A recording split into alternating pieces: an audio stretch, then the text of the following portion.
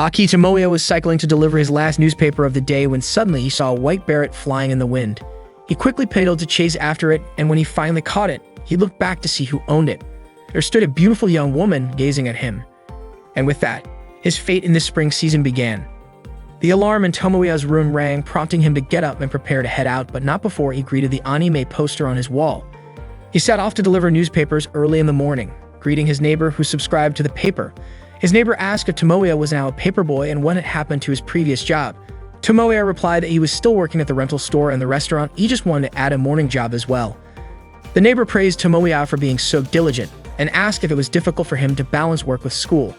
Tomoya admitted he could manage it, especially since he had a big goal he was working toward. Wasting time wasn't an option, so he bid farewell and went on his way. His neighbor wondered what anime Tomoya was currently obsessed with. This morning marked the first day of the new school year at Toyobasaki Private Academy. Sawamura Spencer Ariri was looking at the announcement board of the class lists. All her friends greeted her. This year, Ariri was in Class 2G with Kyo Isumaki and Azusa Satomi, and she was glad to be in the same class as them. Suddenly, she noticed a girl arriving, staring at her even as she passed through the school gate. Tomoya was in Class 2B this year, and he was once again in the same class as Kamibu Yoshihiko. Yoshihiko greeted him, but Tomoya asked him not to bother him because he was busy.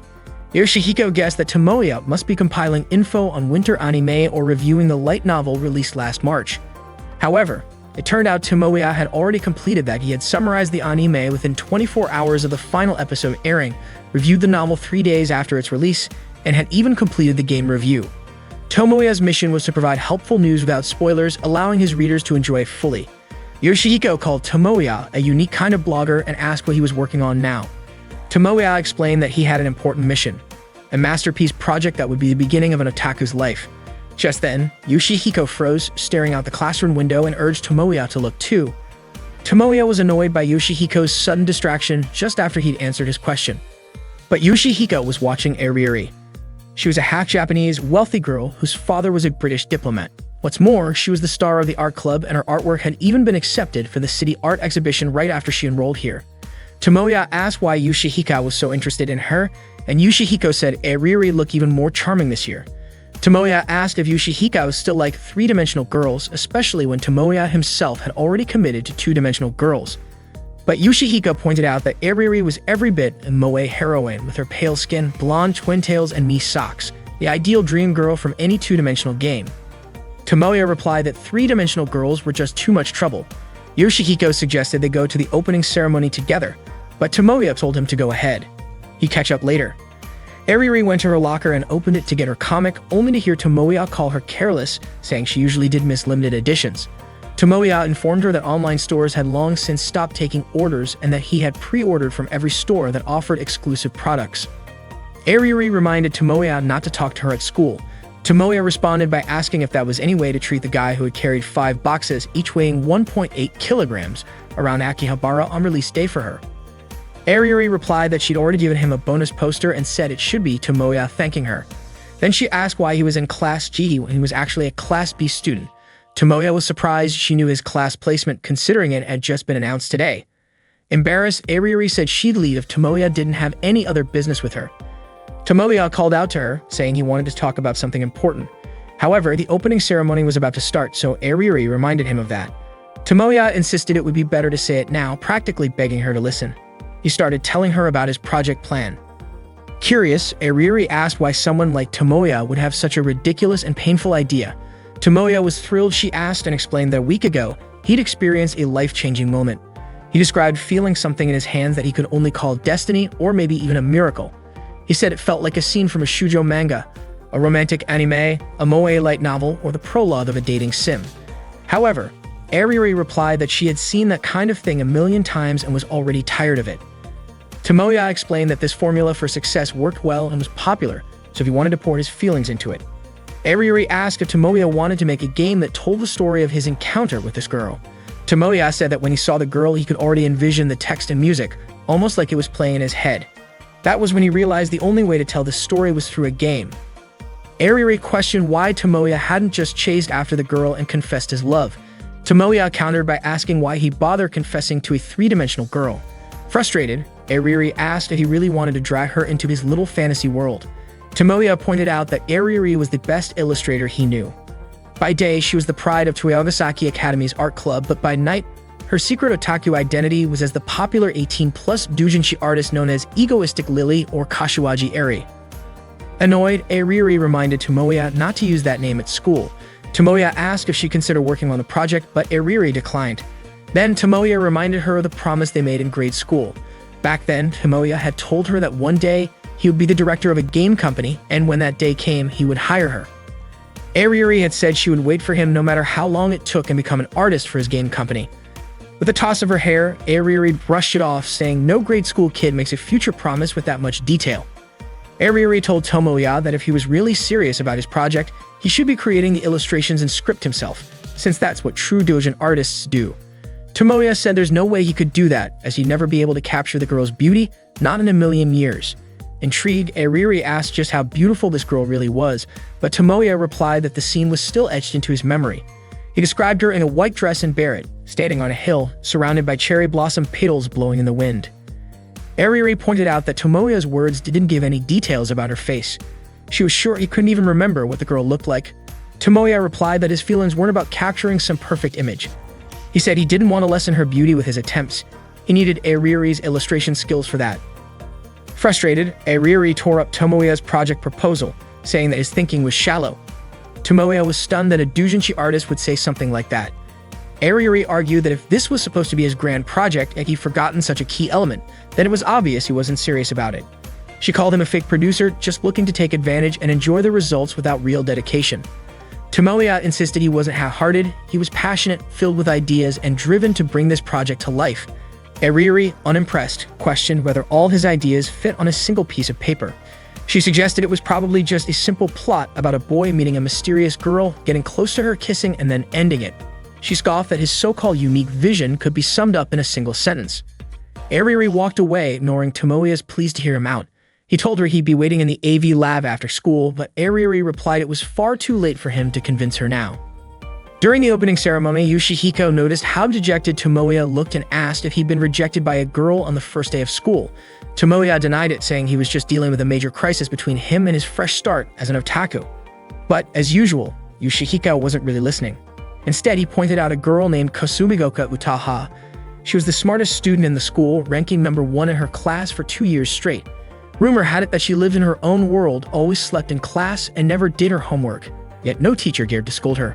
Tomoya called Yoshihiko out for acting like he knew Utaha when he'd never actually met her. Utaha was indeed gorgeous and widely considered one of the 2 most beautiful girls at Toyogasaki Academy. Some people even said she was the dark side to Ariri's light side. Tomoya warned Yoshihiko that comparing Ariri and Utaha like that could come back to bite him. Still, Yoshihiko pressed on, saying Utaha had long black hair, a great figure, and wore black stockings. She was practically the perfect moe heroine to rival Ariri. But Tomoya insisted Yoshihiko stop judging them purely based on their appearances. Yoshihiko conceded it was odd that neither girl was ever seen hanging out with guys despite all the admiration they got. He figured they either knew how to hide it well, or maybe they actually dislike men. Tomoya told Yoshihiko not to ask him about it, but Yoshihiko laughed it off, saying he should have known better than to discuss it with Tomoya, the guy who only liked two-dimensional girls. After school, Tomoya met with Utaha, bringing her lunch since he knew she probably hadn't eaten yet. He asked if he could sit beside her, but Utaha just stayed silent and nudged him with her foot as a sign to open her lunchbox. She started eating with enthusiasm and then began asking questions, though her voice was barely audible. Tomoya handed her a drink. When she finished eating, Utaha said it must be because he wanted a favor that Tomoya was willing to show up in front of the woman he long discarded. Tomoya asked her not to say things that could give people the wrong idea and asked for her thoughts on his project plan. He admitted he'd never written a script before and would really appreciate her feedback. He then asked for an even bigger favor, saying he'd be thrilled if Utaha would join the whole project. Utaha's reaction, however, took him by surprise. She immediately crumpled the project proposal paper, saying, "Trash is trash, filth is filth, and ashes remain ashes." Tomoya was shocked, especially since he'd written the proposal with all his heart. Utaha told him that his misguided passion, his blatant naivety, and even his perseverance didn't match up to the appeal of his own name. She wasn't willing to give feedback on something she found unworthy. Tomoya asked if his project was really that terrible. Utaha gave a score of 0, saying parts of it were muddled, predictable from the story and source material alone. The worst part, she added, was that the content wasn't even on par with a pirated copy. She told him that what she'd read so far had left her completely disappointed. Tomoya couldn't believe Utaha thought so poorly of his project. She also said she was too busy to indulge in Tomoya's fleeting desire to start a game production studio. Tomoya insisted it wasn't just a whim. He'd always wanted to make games. He wanted to match, even in some small way, the game creators he admired. He reminded her that Utaha had once suggested that he might or might not have what it took to be a game creator. Utaha didn't remember ever saying that and accused him of trying to change the subject with some underhanded flattery. Tomoya was frustrated with her, especially knowing Utaha was the top student at Toyabasaki Academy and actually the famous high school novelist Kasumi Utako, the author of Koizuru Metronome, which had sold over 500,000 copies. Utaha said that since Tomoya knew who she really was, he should know she was very busy. Tomoya mentioned he knew she recently started a new series and congratulated her on it. She thanked him and started to walk away. Tomoya kept pleading, asking Utaha to meet him in the AV lab after school. Utaha, however, couldn't help but regret that he was only asking for her help now. Tomoya continued working on his project proposal, then headed out to meet Ariuri and Utaha. Suddenly, Kato Megumi called out to him, saying that Ms. Asumi asked him to come to the teacher's room to help carry teaching materials to the AV lab. However, Tomoya replied that he couldn't go right now because he had something important to do and that he would take care of it early tomorrow. Megumi then thanked him for retrieving her white beret that had fallen during spring break. Tomoya didn't remember this immediately, since it had been a few days, but then he realized who she was. Meanwhile, Ariuri was waiting in the AV lab. Hearing a noise inside the room, she said that she came not because she agreed with Tomoya's request, but simply because she'd lose sleep if she didn't settle things. Utaha responded by praising her sense of duty, surprising Ariuri, who didn't realize Utaha was there. Shocked, Ariuri yelled, ran up to her, and asked why she was here. Utaha shot back with the same question, asking why Ariuri was there. Ariuri guessed that Tomoya must have asked Utaha to come as well. Utaha admitted that she felt something was off when Tomoya mentioned wanting to make a game, but she hadn't expected him to ask Ariuri to do the character designs. Not wanting to be outdone, Ariuri shot back that Tomoya had asked a gloomy girl like Utaha to write the script. Utaha smirked, sarcastically wondering if it was wise to trust the illustrations to a delinquent who acted like a perfect young lady on the outside but was rotten on the inside. This infuriated Ariuri, who insisted she wasn't a delinquent, while Utaha admitted she might be gloomy, but at least she was more honest with herself than Ariuri. Ariuri warned Utaha to stay away from Tomoya, accusing her of just latching onto him because he reached out. Utaha countered, saying Ariuri had no right to talk since she was doing the same thing. Angered, Ariuri stated that she'd actually come to stop Tomoya because she didn't believe his crazy project would succeed. Utaha casually remarked that if Ariuri felt that way, maybe she shouldn't have come in the first place. Deciding to leave, Ariuri asked if Utaha was planning to stay and entertain Tomoya's wild fantasies. Tomoya interrupted, saying it wasn't Ariuri's concern. Realizing Megumi was the girl he met in the spring, Tomoya went back to her to confirm. Megumi clarified that they were in the same class. Tomoya, still confused, asked if her name was Kanu Megumi, but she corrected him, saying her full name was Katu Megumi. One day in the spring, Tomoya met his destiny. He had long remembered his dream, which was to create a dating sim game that could make people laugh, feel touched, and create a main heroine who could make people's hearts ache. At first, the response from those close to him was cold, but he didn't give up on expressing his dream, and eventually his friends came back to him one by one. He also had a dramatic encounter with that girl, and he started taking the first steps toward realizing his big dream. Ariuri slapped him to snap Tomoya out of his self-deception in the middle of a recap of episode 1. Utaha just watched their debate while working on the project. Tomoya invited Megumi to meet him at a cafe. He told her that he hadn't realized how sweet she was before. Megumi thanked him and said that what Tomoya hadn't realized wasn't her sweetness, but that he had actually never noticed her presence. It turned out that Megumi had been in the same class with him since the first year of high school. She had always been the girl who was close by. The waiter came over to their table and Megumi began to order food. Tomoya observed how sweet Megumi was with a classic charm. She wasn't too tall or too short, her skin was smooth, and her figure was slender with curves in all the right places. It was clear she was a sweet girl, and Tomoya felt a sense of fate connecting him to her. Megumi thanked Tomoya for treating her, but Tomoya apologized for suddenly inviting her to meet. It was a coincidence that Megumi had no plans that day, so she was able to accept his invitation.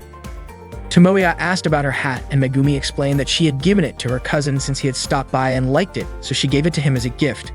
Tomoya realized that this meeting wasn't just about family obligations. Megumi then asked why Tomoya had asked her that, and Tomoya just thought it was a coincidence. However, Megumi said that if Tomoya noticed her, just like how he noticed him, then it wasn't a coincidence. Tomoya complimented Megumi's good memory, saying she could remember such an insignificant otaku. Megumi told him that even though Tomoya was an otaku, he shouldn't consider himself unimportant. Tomoya believed he had no appeal at all. Megumi then pointed out that Tomoya was one of the 3 popular kids at school.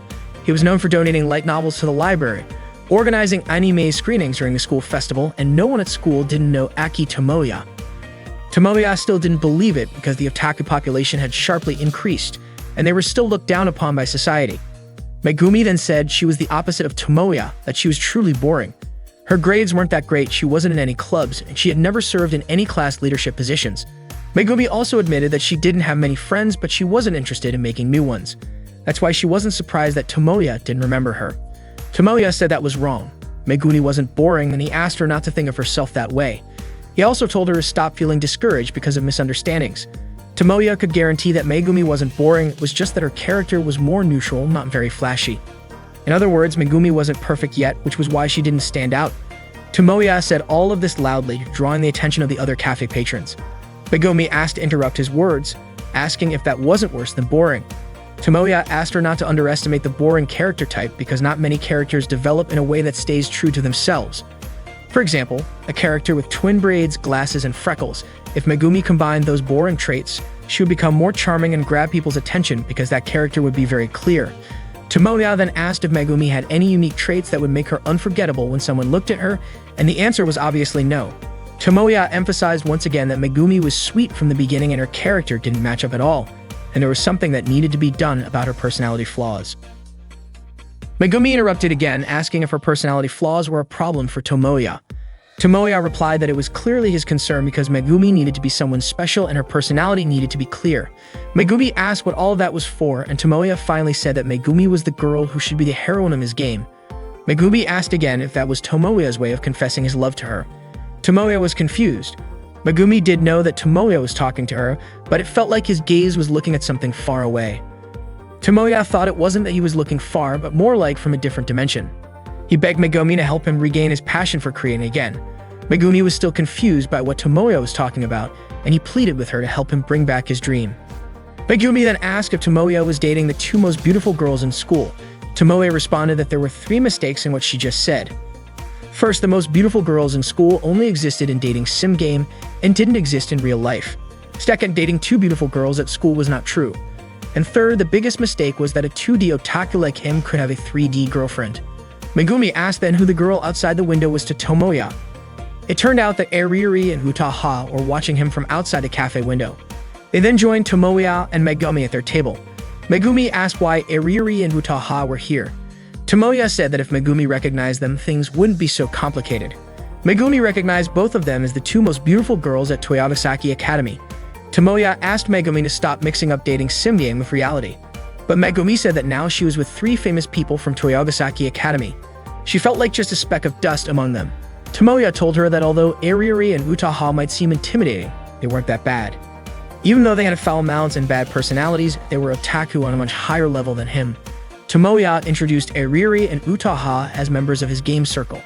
Eriri was the illustrator and Utaha was the scriptwriter. Megumi still didn't understand any of this.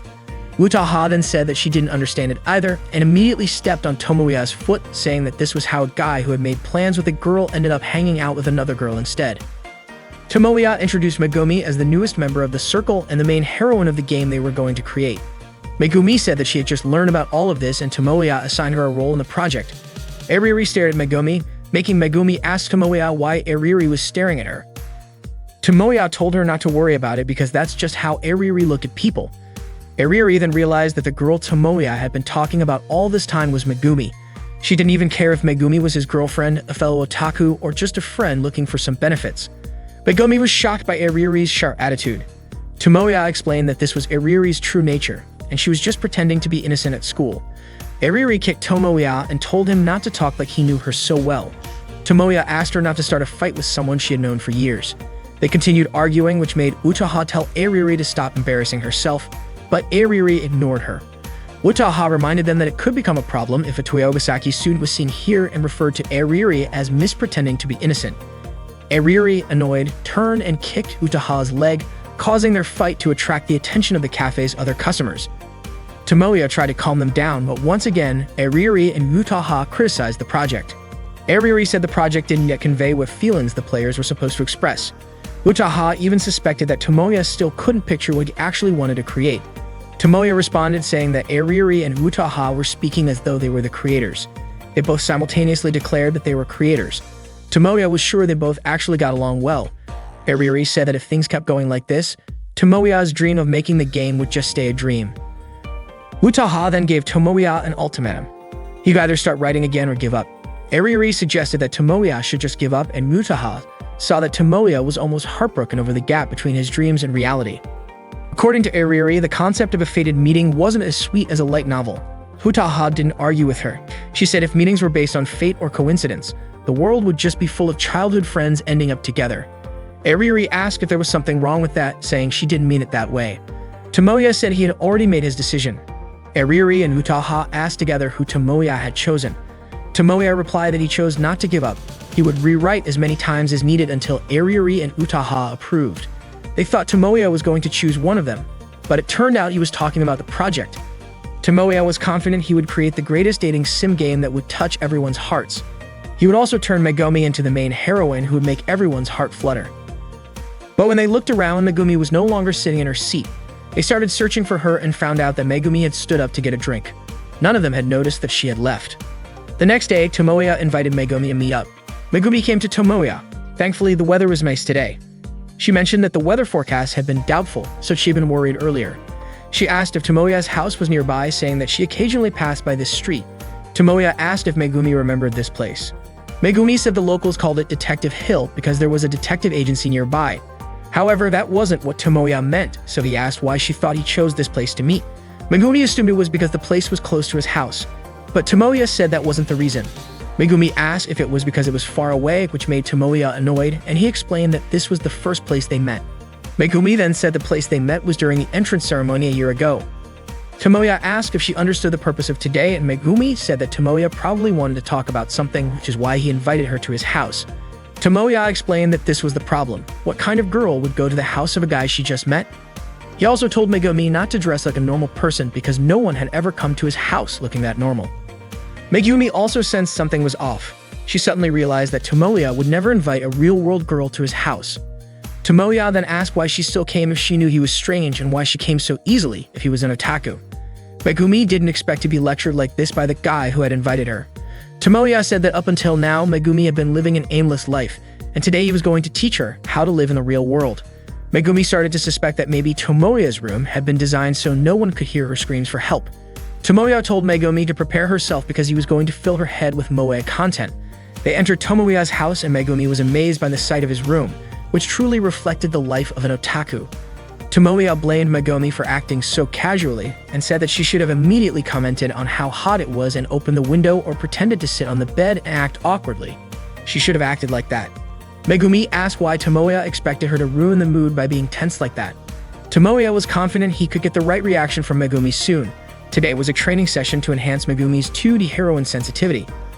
Tomoya then offered Megumi all the dating sim game visual novels he had, telling her they were all famous ones that could make her laugh, cry, or even faint. Megumi chose the shortest one. Tomoya selected a dating sim game titled Dear Memories, a legendary game that had sold over 300,000 copies and was adapted into an anime. The game began, and Megumi chose the option to give the character a gift instead of inviting them home or suggesting a night view. Tomoya said that her choice was wrong, but Megumi argued that giving a gift was a natural choice to make their date memorable. Tomoya considered Megumi to be insensitive. He told her that the point of the game wasn't about giving a keepsake, but about creating memories together. Megumi said that what mattered most was the memory they shared, not the gift itself. Tomoya agreed, mentioning that giving a gift could lead to awkwardness after a breakup. He then told Megumi to take a break while he explained something. He began teaching her about the heroine of a dating sim game, something Megumi didn't know much about. He explained that heroines in dating sim game were representations, not robots that always give the same answers when a player clicks on certain points. They were warm-blooded humans, more captivating than real girls. That's how Megumi should be. Megumi responded, saying that this meant the heroines could change or even break up with the player. Tomoya couldn't even imagine a 2D girl breaking up with him. He couldn't live without her. They finished the game and Tomoya was crying after hearing a particular scene. He asked Megumi if she didn't think that scene was incredibly sad. Megumi said that she should have been moved. Tomoya believed that Megumi finally understood that the dialogue and the inserted songs were truly amazing. But this wasn't the real climax yet. After this, something even more amazing would happen, so she should get ready to be in awe, because to save the main character, the female character was willing to make a sacrifice. Megumi said it was very interesting and that maybe she could enjoy playing it peacefully if no one had spoiled the plot for her. She would have definitely cried. The game ended and Megumi didn't expect the plot to end so unexpectedly. Tomoya was also surprised because Megumi turned out to be someone who enjoyed going on adventures. Tomoya asked her what she thought after finishing the game. Megumi felt mixed emotions but found it enjoyable in the end. The graphics were sweet, the voice actors were dramatic, the music was good, and the story was interesting. She also learned about dating sim game and anime like this, but that didn't mean she didn't know anything. Tomoya was happy. There was no doubt that Megumi was the right girl for him. Tomoya said that this was the kind of heroine he wanted to instill in Megumi. Megumi responded, asking if that meant she was suddenly going to die like in the game. Tomoya asked her not to compare the game to the type of scumbags who kill off heroines just for an emotional response. But it seemed like Megumi didn't quite understand. Tomoya explained using a metaphor, no great weapon is made carelessly and critiques shouldn't make someone lose their way. Instead, they should look at the bigger picture with clear eyes. He also suggested considering the most captivating interpretation for the players. Suddenly, Tomoya remembered the criticisms from Eriri and Utaha. He realized that he himself was the one who didn't understand. Tomoya thanked Megumi because, thanks to her, he had learned the most important lesson of all. After that, Megumi said her goodbyes to head home. But Tomoya told her that there was a sequel to the game. And this was the beginning of the story, the birth and rise of it. He wouldn't spoil the plot and quickly set up the game again. However, Megumi said it was probably already midnight and the game wouldn't be finished by then. Tomoya replied that his parents were out of town for a picnic, and since it was Saturday and the next day was a school holiday, he insisted Megumi stay over. He begged her to stay and help him become a true man. Megumi was, of course, shocked. She said she called her parents to let them know she'd be home late. Tomoya asked if Megumi was sure because in this situation, he wouldn't dare take responsibility if anything happened. Megumi replied, asking if they were going to stay up all night playing the game. Tomoya called Megumi, telling her that Eriri and Utaha hadn't agreed to his project yet. He realized that becoming a creator was much harder than he thought. Megumi asked when the next deadline was, and Tomoya said it was the end of Golden Week. That would be his last chance. The long holiday started today, but even so, time was of the essence. Tomoya needed to focus on the game from this point onward. Megumi mentioned that there would be a proficiency test in the first week, but Tomoya asked her to forget about it for now. They needed to discuss the project. They had to get Eriri and Utaha involved and create the best dating sim game ever. Unfortunately, Megumi couldn't come because she was on vacation in Hokkaido with her family until the end of Golden Week. Tomoya motivated himself to start the project right away while he still had 4 days left before the deadline. He banned himself from watching anime, playing games, or reading light novels. He even put tape over his anime shelf to prevent himself from being tempted. However, he couldn't resist. He initially planned to read just one book to give himself a boost, but ended up reading several books and fell asleep. His attempt to stay focused had backfired. He decided to step out for a drink. Suddenly, he heard a voice asking for cola. He went to the fridge and grabbed 2 drinks, only to realize someone was in his room. He quickly went back to his room with the drinks, shocked to see Eriri there. Eriri told him to put the drinks down in a safe spot because she was afraid of spilling them on her sketch. Tomoya felt his schedule was ruined because Eriri had just barged into his room. Eriri had rung the bell earlier but got no response. It had been a few years since Eriri last visited, as they hadn't spoken to each other in years. Tomoya asked why she had come, and it turned out she wanted to work on her drawing for an event this weekend. Tomoya yelled, warning her not to visit a guy's house to work on inappropriate drawings. But what could she do? She had a deadline this month and couldn't draw at home because her father was hosting a garden party with many guests. Eriri couldn't just lock herself in her room, especially since even the foreign minister was at the party. Tomoya asked if her appearance at home was meant to seem disconnected from the girl he knew. They both went back to their work. Eriri then asked about the progress on Tomoya's project. Tomoya said he still had 3 days left and plenty of time to work on it. Eriri concluded that there hadn't been any progress, because when a creator starts using the number of days left as an excuse, it's clear they're behind schedule. This hit Tomoya hard and made him feel even more down. Eriri told him to just give up, saying that creating a game was too difficult for him. Tomoya replied that they still didn't know the outcome, especially since they had made many things together in the past that turned out bad. They used to make ugly drawings, bad stories, and happily shared them with each other. But Eriri said she didn't remember them ever doing that. Now she was part of a famous circle, and whatever Eriri could do, Tomoya could do as well. Tomoya would do what he loved, and one day he would become a creator more popular than Iriri. Iriri said that if Tomoya could do that, he wouldn't need to worry about her. Hearing that, Tomoya thought that Iriri had come here to cheer him up. Iriri yelled in frustration and told Tomoya not to think weird things about her. Tomoya called Iriri an ultimate sundeer, but Iriri replied that she wasn't being sundeer anymore, she just didn't care about him at all. Suddenly, the doorbell rang and Iriri got upset because someone had arrived just when she and Tomoya were talking about something important. Iriri immediately jumped onto the bed to look out the window, and she was shocked to see who had come to Tomoya's house. It was Utaha. She mentioned that Tomoya's room was tittier than she had imagined, even though it was clearly the room of an otaku. Tomoya quickly cleaned up the drinking glass and Iriri's pencil, and he asked Utaha why she had come over since it was the first time she had visited his house. Even though it was Utaha's first time coming here, she didn't feel nervous at all. In fact, she had been looking forward to spending time alone with Tomoya today.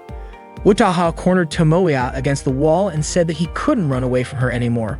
Tomoya's house was indeed known for treating guests like royalty, but Utaha's touch made him nervous, and he yelled that he would make sure she got home safely. Utaha was actually just joking. She had brought cake and said she only came to visit the frontline soldier and ask how the battle was going. Tomoya said that he hadn't even started yet. Utaha had been hoping for more than that. Tomoya admitted that he had learned from his past failures and that approach wouldn't work on people who worked in the same field. Utaha grabbed Tomoya's hand and told him not to push himself too hard with this. If he gave up now, his old life as a livestock pig would be waiting for him, and she was sure that kind of life would be tough for Tomoya. Tomoya said that hearing himself being directly called a livestock pig made his feelings a little mixed. Utaha said that the life of a creator may seem glamorous, but it wasn't as beautiful as it looked. Deadlines could make people go crazy, the competition was tough, and no one knew when their talent would disappear. Tomoya didn't want to hear excuses from a newcomer whose name was just rising. Utaha also mentioned that the worst part was dealing with the haters.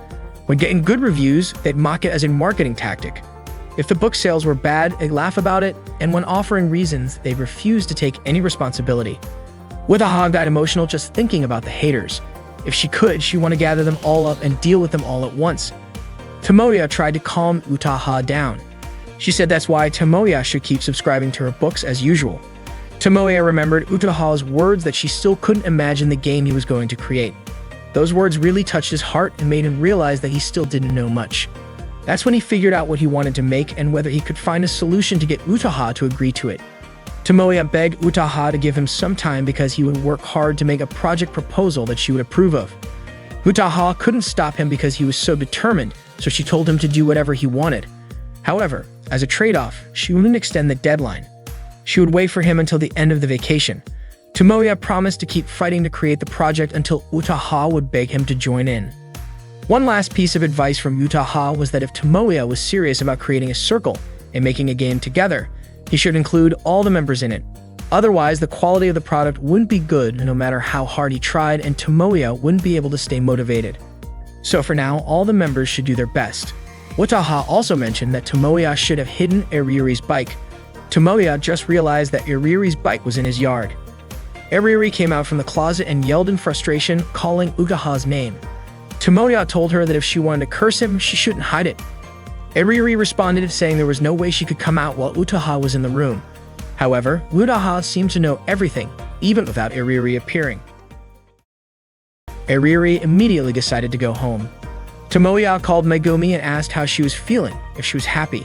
Megumi asked about the deadline for the project, but Tomoya told her not to worry about it and just enjoy her vacation. He was confident he could handle it. Before ending the call, Megumi asked what exactly made Tomoya interested in her, whether it was the times they spent together or something about her that he liked or didn't like. Tomoya responded by asking if Megumi was seriously ill and didn't want to continue living. Megumi's question wasn't as serious as Tomoya thought.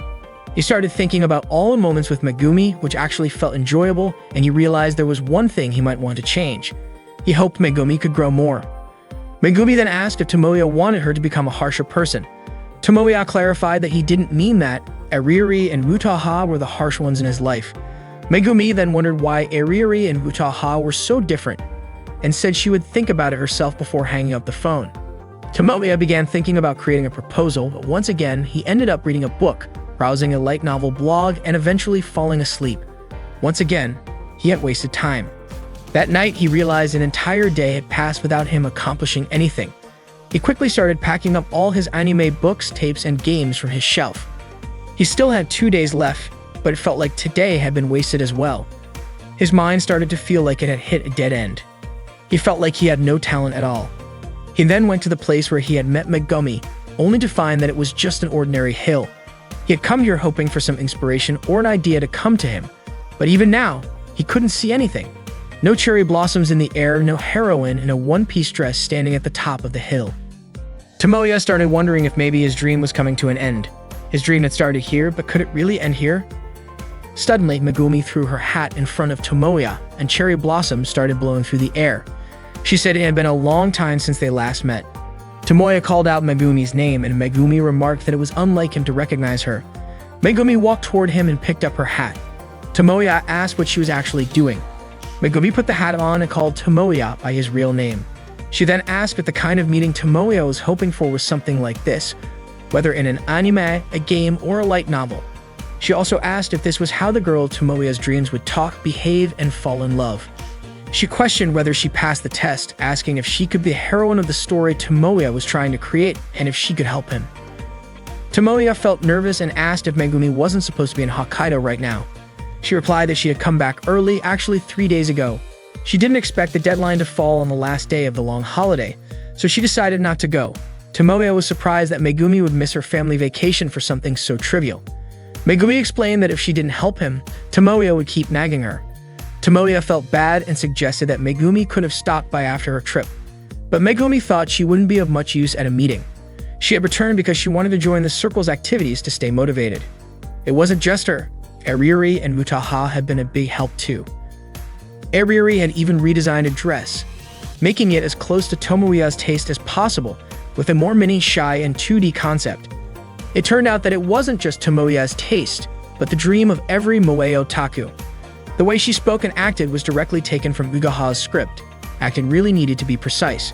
Tomoya praised Megumi for being able to withstand the training, even though Utaha had once written scripts for the drama club and had expelled 3 club members. But according to Megumi, she still found it fun to be trained by Utaha.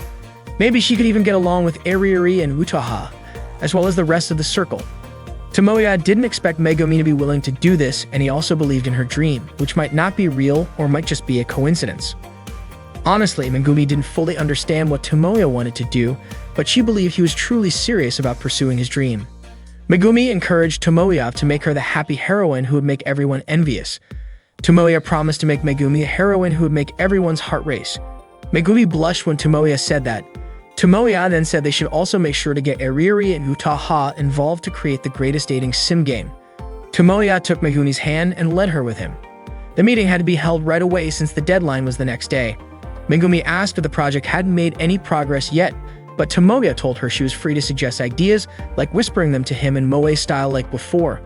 Megumi mentioned that she had school tomorrow, but Tomoya reassured her, saying that he'd let her leave at 7 a.m. Megumi then bargained, saying she could leave at 6 a.m. and Tomoya agreed. It turned out that Ariuri and Utaha had been watching them the whole time. Utaha remarked that it seemed like she and Ariuri had gotten dragged into this issue. Ariuri said that her project proposal wasn't finished yet and she wasn't sure if it would be done by tomorrow. Utaha joked that it seemed like the sudden main heroine had appeared and the battle was over. Ariuri looked upset seeing Tomoya and Megumi walking together, which made Utaha ask if seeing that bothered Ariuri why she was helping Megumi at all. Ariuri said that she didn't care at all and could even say it had nothing to do with her. Utaha warned Ariuri that if she didn't handle her stubbornness soon, she might regret it one day. Ariuri stubbornly replied that she didn't believe she could ever work with someone like Utaha. Utaha responded that she was really looking forward to working with Ariuri. Ariuri remained stubborn, saying she didn't want to work with a writer like Utaha. Suddenly, Megumi turned around and waved at them, but Ariuri just stuck her tongue out at her. Today, Utaha's manager Machida Sonoko called her to let her know there was an interview scheduled for tomorrow. Utaha agreed to do the interview, saying she had made progress on the storyline for her new book. Sonoko, however, questioned whether Utaha's words could be trusted. Utaha then asked if she had ever lied to her. Sonoko admitted that while Utaha had never lied about her books, when it came to deadlines, Utaha lied nearly every time. Utaha used this as a reason to withdraw her earlier statement about being available for the interview tomorrow. She said she wouldn't be able to make it. Sonoko pleaded with Utaha, explaining that the exclusive interview about Kasumi Otaku's Utaha's pen name latest book would be featured in several pages of the upcoming issue of a magazine, and it had already been announced in the previous issue. However, Utaha remained firm, saying she worked on paper, not in front of others. Sonoko understood, even though she had already made arrangements and thought Utaha would be pleased. Then Sonoko said something that shocked Utaha so much that she accidentally bumped her foot into a chair. Meanwhile, Megumi was riding the train with Tomoya. She mentioned that she had finished reading a light novel called Koisaru Metronome. Tomoya was surprised and asked her what she thought about it. Megumi said that because of the novel, she had been sleeping less, she couldn't relax until she finished reading it. At first, Megumi thought light novels were only for guys, but this one made a woman cry. Tomoya felt proud of her, and Megumi asked if she could keep all the light novels. Tomoya said she could, since he had given them to her for free. He even still had 2 more sets, one for him to read and one for his collection. Megumi was really happy, and Tomoya promised to buy her more when she ran out of books. Although Megumi wasn't used to the life of an otaku, she couldn't believe that Utaha was the one who wrote this book. Tomoya confirmed that it was true. When people think of a high school girl being a light novel author, they usually picture something typical of the genre. But when they see Utaha at school, no one would guess she was a romance novel author. This meant Utaha really kept her character in check, and Tomoya told Megumi that she should learn a lot from Utaha. Megumi, however, said that it was impossible for an ordinary person to be the smartest student and a successful novel author at the same time. Tomoya was confident that it wasn't just God-given talent, but Utaha had also worked hard, sweating blood to get to where she was. He even considered Utaha to be his god. Megumi understood that Tomoya was a huge fan of Utaha. He couldn't wait for her next book, and this time he hoped there would be an anime adaptation. Megumi was also curious about the plot, wondering if it would have a love story similar to Koisaru Metronome. Tomoya said he would ask Utaha about it, but Megumi doubted Utaha would reveal something so important, since talking about it might be considered unprofessional. Tomoya fell silent upon hearing Megumi's words. Megumi then asked why Tomoya's reaction seemed like it triggered some past trauma. Tomoya assured her that he hadn't been hurt in any way and asked Megumi not to misunderstand. Megumi didn't want to go any further into the topic. Tomoya said that today would be the day he could ask Utaha everything he wanted. Today, Tomoya was about to interview Utaha, but Utaha asked him what all this was about. It turned out that a week ago, Tomoya had received an email from Utaha's assistant editor offering a job. Sonoko explained that since Utaha was shy around strangers, reluctant to work with others, and quick to get emotional, a typical news writer wouldn't be able to interview her. That's why Sonoko thought Utaha might be more willing to do it with someone she knew. Utaha said she just wanted to go home and sleep. Tomoya immediately stopped her, begging her to agree to the interview. Utaha repeated that she was shy, hard to work with, and easily irritated. Tomoya agreed with her and let her start walking away. But then he quickly apologized, admitting that he had mixed politeness with his personal opinions. Tomoya had guessed Utaha wouldn't want to do it, but when he found out it was an opportunity to learn more about Utaha's new book before anyone else, he couldn't turn it down. Sonoko suggested that Utaha just accept it, pointing out that it was just a small request from a writer who had already sold 500,000 copies of her book. Utaha was shocked that Sonoko, as a grown woman, would tarnish the workplace by bringing an amateur into it like that. Eventually, Utaha agreed to do the interview with Tomoya. He began the interview, which would be featured in Undead magazine. Regarding her new book series, Tomoya asked if this new series would be similar to Koisaru Metronome, which was set in Wago City. Utaha confirmed that she had intentionally made it similar. Tomoya then asked if that meant the new book was connected to the previous one in some way, like if it would take place at the same school or feature the same characters. Utaha started to feel sleepy and only answered with one word, possibly. Tomoya reminded her not to fall asleep after just 30 seconds of the interview. Utaha couldn't hold back her sleepiness because she had stayed up late working on the plot for her new series. However, Sonoko pointed out that she was the one worried because Utaha hadn't made any progress despite staying up all night and hadn't even written a single draft. Utaha then fell into a deep sleep. The table was now covered with various energy drinks to keep Utaha from falling asleep again. Tomoya continued with his questions. He mentioned that the continuation of Utaha's book Koisaru Metronome was highly anticipated, but it seemed like Utaha was under pressure because of the high expectations. Utaha simply said one word, no. Tomoya clarified, asking if she meant that no matter how much her life changed, it wouldn't affect her work, and she would continue to give her best. Utaha said that honestly, she wasn't sure her new series would sell as well as her previous one, purely because of her own abilities. Tomoya asked if it was because of the support from her readers that made Koizuru Metronome a hit and hoped that everyone would like her new series. Utaha remained indifferent in her response. Tomoya then praised Utaha for her outstanding involvement, saying it was the key to her success. However, Utaha responded that it was because of Tomoya that Koizuru Metronome sold so well. Tomoya insisted that his actions didn't have much of an impact. Sonoko, however, pointed out that Utaha's statement was half true because there had been a significant boost in sales after the book was featured on Tomoya's site. They had originally planned to summarize the book in volumes 2 or 3, and it had never even been posted, let alone reprinted. Honestly, the book wouldn't have appeared at all if it weren't for the hardcore fans of Fantastic Bunko. Tomoya quickly asked them not to reveal such details, adding that the publisher was at fault for not doing their job properly. Utaha agreed, especially since Fushikoa Shoten was indifferent to newcomers. Sonoko confirmed this, saying their sales department was completely unenthusiastic. Tomoya was feeling confused about what he would write for the interview results. He was also getting exhausted from conducting it and suggested speeding things up. Utaha, noticing how long they had been there, remarked that the interview didn't seem to have much substance. Tomoya explained that it was because the interview was difficult to work with. Utaha, on the other hand, blamed Tomoya for trying to understand her unpleasant comments. Tomoya then suggested wrapping up the interview with one clear answer. He asked Utaha to tell the readers what she hoped for in order to finish the next series. Utaha became more serious and said that she had recently brought her best work, Koizuru Metronome, to a happy ending. As a woman, she had no personal connection to it, but she was lucky to have the chance to try something new, thanks to the support of readers who had backed a book written by a complete beginner. To repay her readers, she would do her best in her next project, and even more so, she really hoped for continued support from them. Utaha then asked Tomoya for his opinion on her answer. Tomoya praised her, saying that her gratitude was reflected in her books. He said that was the Utaha he knew.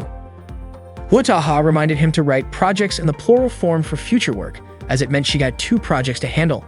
Tomoya was surprised to hear that Utaha would be joining his project. She mentioned that she would be joining Tomoya's circle next week and told him to get ready because she didn't want anyone slacking off.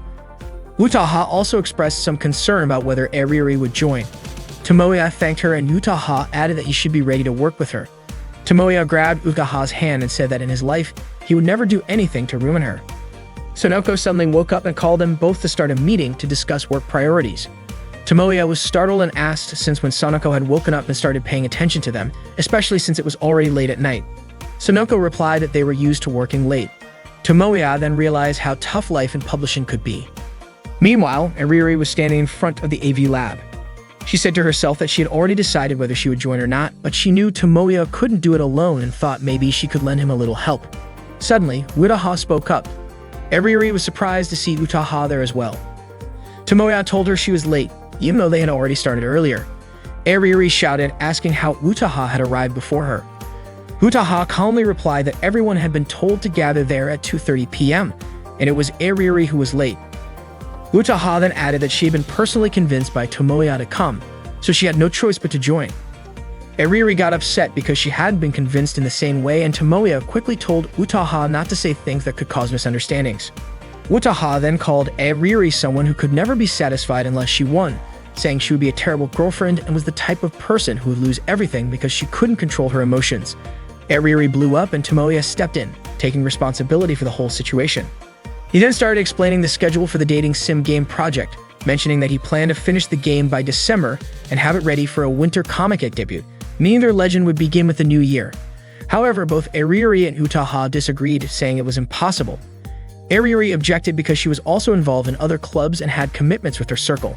Utaha also had a problem with the timing as it clashed with her book writing schedule. Utaha stepped forward and began rescheduling, but Eriri didn't agree because she also didn't have enough time to finish her work. She changed it again, but Utaha disagreed with Eriri's suggestion, and the two of them kept arguing on the schedule. Tomoya asked them to stop fighting.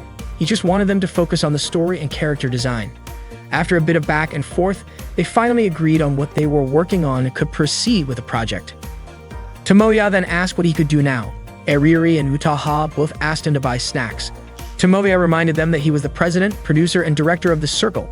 However, Eriri insisted that Tomoya should focus on designing the characters, and Utaha also suggested that he focus on the plot, script, and everything else. In the end, Tomoya gave in and went to buy the snacks. Suddenly, Utaha remembered something important. The key to the project's success was raising funds for expenses like DVD production, packaging, manuals, printing costs, and more. The estimated total could range from 100,000 yen to 1 million yen. Tomoya was shocked to hear that because no high school student had that kind of money. However, Ariri argued, explaining the details of the costs at Comic-Con, starting from book sales, printing fees, and profits. Similarly, Utaha explained the breakdown of her first book sales, printing costs, and royalties she earned. The amount was considerable, and Tomoya asked if they had already filed a tax return. Seeing that Tomoya seemed overwhelmed by the budget, Utaha offered to lend him the money, but not for free, and assured him it wouldn't come with high interest. Utaha only asked for a small favor in return. Tomoya moved closer and Utaha was about to whisper something, but Ariri quickly separated their heads, which had been close together. She was upset and hit Tomoya. Utaha said that financial issues couldn't be avoided, and someone had to know how to handle them. Ariri yelled at Utaha to stop pretending, saying that wasn't the issue she had with her. The two of them started arguing again over this, and Tomoya intervened. He wondered why fighting seemed to be a regular thing in their circle. He told them he would do something about the money issue, but in return, Ariri had to be serious about drawing moe characters, and Utaha had to write a script that could make people cry.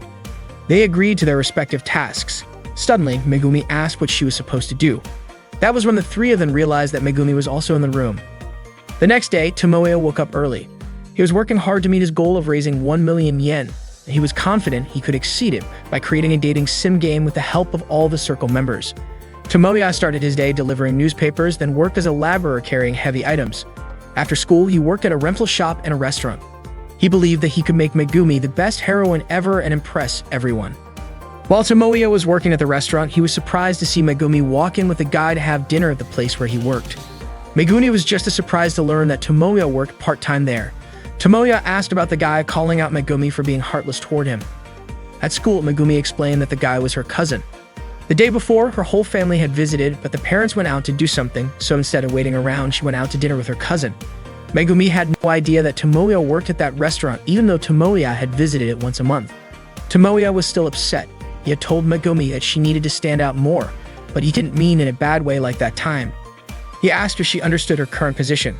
Megumi realized that she was just a second-year high school student with no noticeable presence dragged into an otaku circle at school. Tomoya said that was the old Megumi before she changed. The real Megumi was the heroine with pure beauty, the kind that could make people's hearts flutter. Megumi didn't know how to respond. Tomoya continued, explaining that a heroine exists for the protagonist, someone who would never do anything bad. She would never leave him for another guy. Megumi was confused by Tomoya's words, especially since the guy from last night was just her cousin. Tomoya pointed out that it was exactly because he was her cousin that it was a problem. Tomoya then shared a story from a dating sim game he once watched. A long time ago, when the heroine visited her grandmother's house, she sprained her ankle. Her cousin carried her home, and the two of them ended up walking back late at night, crying and becoming a bittersweet love memory. Tomoya pleaded with Megumi, saying she might find it unreasonable, annoying, or downright stupid, but he didn't want to see her with her cousin again. At the very least, Megumi should be a heroine who was only there for the protagonist, until the game was finished. Megumi apologized and told him that she and her cousin were going on a trip this weekend. Today, Ariri and Megumi are starting to work on their dating sim game project. Ariri asks Megumi to show an expression as if she's offended. Megumi, looking a bit confused, is then instructed by Ariri to imagine a situation where she has a date planned, but the guy doesn't show up and she has to scold him. Ariri even demonstrates the expression herself. However, Megumi replies that such behavior doesn't happen in real life, and so their circle's activities officially begin today. Tomoya is in charge of preparing snacks for the group. He notices Utaha typing "ah" repeatedly on her laptop and realizes it's her way of signaling that she wants to be fed. Tomoya complies, feeding her a snack which Utaha eagerly eats. She then types more as a request for another bite, and Tomoya feeds her again. Meanwhile, Tomoya occasionally glances at Ariri and Megumi, who are engaged in a discussion. Ariri asks Tomoya to buy her a new pencil because hers is broken. Turning back to Megumi, Ariri asks if she can manage to make a frustrated expression. She then instructs Megumi to imagine channeling all her anger into her temples. Megumi tries but still can't quite pull it off. Ariri then switches tactics, asking her to make a foolish expression. Megumi cycles through all the expressions she can muster, but none of them seem to satisfy Ariri. Frustrated, Ariri complains that Megumi isn't able to express any emotions typical of manga characters, and she's at a loss for how to handle it. Megumi, equally unsure, suggests that she wants to learn how to improve on her own. She stands up, walking around while reciting lines that Ariri had demonstrated earlier. Ariuri admits she's never faced a challenge this difficult before. She muses that if Megumi truly can emote, they could just make her play a character like Ayanami Rie. But Megumi's personality is too soft and half-hearted for that kind of role. Tomoya agrees, pointing out that Megumi's expressions are so subtle that her neutral face is her most distinctive feature. Ariuri is almost ready to give up, lamenting that she's never encountered someone so difficult to work with. Tomoya reminds them that they're on a tight deadline for the character design. Ariuri asks if they should have a meeting at Tomoya's house this weekend to get everything finalized. Suddenly, Tomoya asks Ariuri if she's ever been on a date. The question takes Ariuri by surprise. She presses her pencil so hard against the paper that it scratches deeply, startling Otaha into dropping her laptop. Ariuri yells so loudly that Tomoya wonders if his question was too serious. Ariuri scolds him, saying that hearing a question like that from an otaku like Tomoya could give someone a heart attack. She sarcastically asks if Tomoya is trying to ask her out. Unfortunately for Ariuri, that's not what Tomoya meant at all. He explains that it's just a gaming strategy exercise, imagining scenarios like reluctantly accompanying someone to the mall to shop for clothes or other girly items. He asks if such outings count as dates. Ariuri declares that she wouldn't go in the first place because malls are too crowded. She adds that if she needs clothes, she can just order them online or have a coordinator bring them over. Tomoya tells her to drop her spoiled, ikikomori rich girl attitude and presses her to think about what she'd do in such a situation. Tomoya insists that Ariuri might have useful insights since she's good at hiding her true nature at school. Realizing he's gone off topic, Tomoya apologizes for his strange comments and asks her to forget about it. Ariuri advises Tomoya that for his game strategy, he needs to be more attuned to the mood of the situation. She suggests observing interactions carefully, keeping the conversation flowing naturally, and if all else fails, just faking a smile. So even though Tomoya doesn't always understand what others are saying, all he needs to do is smile and avoid asking irrelevant or off-topic questions. Most importantly, he must not do something silly like interrupting the conversation. Tomoya, however, argues that wouldn't it be more boring that way? He believes it's better to dive deeper into the topic while still having a one-on-one moment. Ariuri dismisses this as just a casual homegrown game strategy and insists Tomoya should stick to his otaku zone. Tomoya expresses his desire to stay true to himself, but Ariuri claims that's impossible because everyone has their own secret side. Tomoya counters by asking if Megumi isn't an exception, since she isn't an otaku, but still mingles comfortably with them while staying true to herself. Tomoya admits he's amazed by Megumi. That's why he adds he doesn't think he should force her to smile. This annoys Ariuri. She had a feeling their conversation was really about real-life dating. She accuses Tomoya of planning to ask Megumi out and implies he's using Ariuri as a backup. Feeling deceived, she says she's done. But Tomoya clarifies that he just wants to go shopping, to the opening sale at Rokutenmo Mall. To Ariuri, though, that still sounds like a date. Tomoya suddenly asks, does that still count as a date even if it's with your cousin? This leaves Ariuri completely baffled about what Tomoya is getting at. Suddenly, the sound of Utaha laughing fills the room. She's typing away furiously, apparently struck with inspiration. Utaha exclaims that the plotline has come to her, excitedly narrating a scene she's just written. Tomoya and Ariuri exchange glances. Ariuri comments that moments like this often arise during creative processes, calling it the dark side of being a creator. Tomoya asks Ariuri if Utaha is simply getting carried away, to which Utaha, still full of energy, declares that Tomoya must be punished immediately. Meanwhile, Megumi continues practicing her expressions late into the night. The next day, Utaha hands in the fruits of her all-nighter. She stayed up to finalize her storyline. Tomoya praises her for her effort. Megumi seems genuinely surprised that Utaha managed to produce so much content in just one night. Ariuri points out that's probably 5 times the size of Tomoya's proposal. Tomoya admits Ariuri's jab stings, but he can't deny that Utaha is amazing for pulling it off.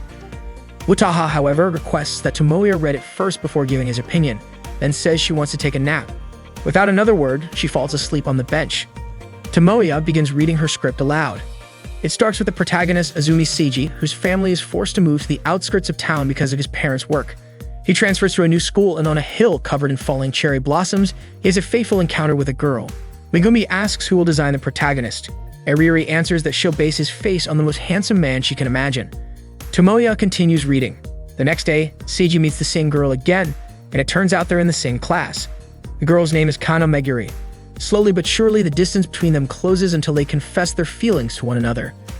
Tomoya remarks that the character feels similar to Megumi, but with a bit more emotional pull. However, Meguri's personality starts to change. Her strange obsession with Seiji begins to surface, accompanied by subconscious fears and memories from before her birth. Concerned about her behavior, Seiji confronts Meguri and suddenly, she says something unexpected to him. Tomoya asked Megumi to read Meguri's dialogue. Megumi complied and began reading the scene, where it turned out Meguri called Seiji Big Brother. Tomoya continued narrating the story. Meguri started recalling her past life of forbidden love and a family tragedy. Each time Meguri remembered those memories, a series of events unfolded between her and Seiji. Eventually, a foe from their shared past emerged to stand between them. Tomoya suddenly yelled out because what happened next was absolutely crazy. Driven by their resolve to protect one another and defeat their enemy, the two lovers ended their sibling relationship. Megumi commented that siblings falling in love doesn't happen, but Tomoya argued that it absolutely does in the world of 2D. Eriri agreed with Tomoya and urged Megumi to take it more seriously. Tomoya continued reading. The fight finally ended, and the two broke the chains binding them to their past, embracing their forbidden love as they faced an uncertain future together. He then asked Megumi to read Meguri's lines again. Eriri remarked that even if they had a script, if the acting was half-hearted, it would still feel empty. Megumi apologized, admitting she wasn't used to 2D-style behavior. Wataha woke up and asked Tomoya what he thought about the storyline. Tomoya said it was genuinely interesting and felt completely different from her previous works. He praised the tension and shocking twists as truly remarkable. Eriri chimed in, pointing out that the heroine being a reincarnated younger sister and also a yandere wasn't too far off from Wataha's usual style, but she admitted it was decent. Megumi commented that the setting felt a bit rigid. Wataha responded by saying it seemed like no one had any real objections and asked if this could be considered the final concept. Eriri agreed, saying she needed to finalize the character designs, so it would be better if the plot was locked in. Tomoya acknowledged that the storyline was intriguing, but he needed more time to think about its ending. Eriri grew irritated, arguing that it should be good enough as it was, especially since everyone, including Tomoya, had already said it was interesting. But Tomoya disagreed. He admitted the story was engaging and exceptional, but said it still didn't feel satisfying to him. Eriri, now frustrated, claimed that subjective critiques like his wouldn't help anyone improve. Tomoya admitted he was at fault and wished he could explain himself better. Even so, he insisted that in its current state, he couldn't call it his work. This infuriated Eriri further, and she snapped, telling him he should just write it himself then. Wataha intervened, warning that if Eriri said things like that, the project would fall apart. There are things a director should never say to a creator and vice versa, and Eriri had crossed that line. Eriri, feeling even more irritated, asked who she was even doing all this for, but Wataha coolly replied that it was certainly not for her. Wataha then walked out. As she passed Tomoya, she remarked that once again he had given her an answer. Afterward, Megumi suggested postponing their plans to go to Rokutembo Mall, pointing out that Tomoya wasn't in the right mindset. She thought it would be better to go another day. However, Tomoya insisted they should still go on their date tomorrow, and it seemed Eriri overheard him from outside the room. The next day, Tomoya and Megumi went to Rokutembo Mall together. The mall was packed with people and the lines were long, but Megumi found the whole experience enjoyable. Tomoya, on the other hand, felt uneasy. Megumi asked him if the crowds were making him feel sick. Tomoya admitted he could handle it for now, but only because it wasn't a gathering of otaku under someone's command. Tomoya then asked if the overwhelming chaos didn't bother Megumi. She replied that whether it was normal or not, it was just casual chatter to her. Then the mall doors finally opened. Tomoya pushed his way through the crowd to enter. Once inside, they found a bench and sat down, both feeling utterly exhausted. Tomoya apologized, pointing out that they had queued since early morning only for him to suggest taking a break. However, Megumi was the one who apologized instead. Tomoya couldn't understand why people couldn't line up properly. He found it especially frustrating that the mall staff merely monitored the crowd from the front and back without trying to manage the chaos. Many shoppers cut in line without hesitation, and to top it off, the sheer number of couples in the crowd was overwhelming. Tomoya grumbled, clearly annoyed at all the normal people present. Megumi pointed out that technically, by being there together, she and Tomoya were also contributing to that number. Tomoya called this the baptism ritual of Rokutembo Mall. Megumi, not understanding what he meant, suggested it might be better to visit the mall a month after its opening. Tomoya disagreed, saying the situation would likely remain the same. He clarified that it wasn't the number of people present, but their attitudes. He compared it to Japan's largest queues, saying they weren't nearly this chaotic.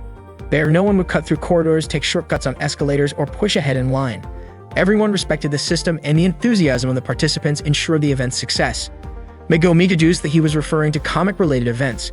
Tomoya corrected her, saying it wasn't just comic-related. It was the comic market, or Comic-It, held twice a year in the summer and winter. He explained it was Japan's and possibly the world's largest doujinshi sales event, drawing over 500,000 attendees.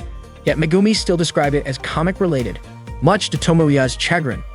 Seeing Tomoya's passion light up as he spoke, Megumi remarked that he seemed to have recovered his energy. Tomoya retorted that he had never witnessed chaos like this at Comic-Con, even though it had 10 times the number of attendees. He reflected that the key was to see everyone as part of the same Otaku tribe or fellow hoarders of cherished collectibles.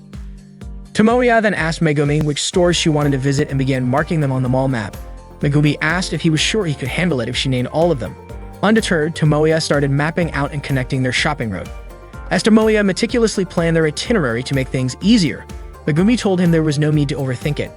They could just wander and visit stores as they came across them. But Tomoya refused to let this shopping trip devolve into an aimless battle. With determination, he declared that they would win this game by sticking to his carefully plotted route. They successfully made their first purchase at the initial store on the list. However, Tomoya decided to change their route when he learned that the next store had a 2-hour wait time. Megumi thought this meant they would skip that store altogether, but Tomoya assured her it was too soon to give up.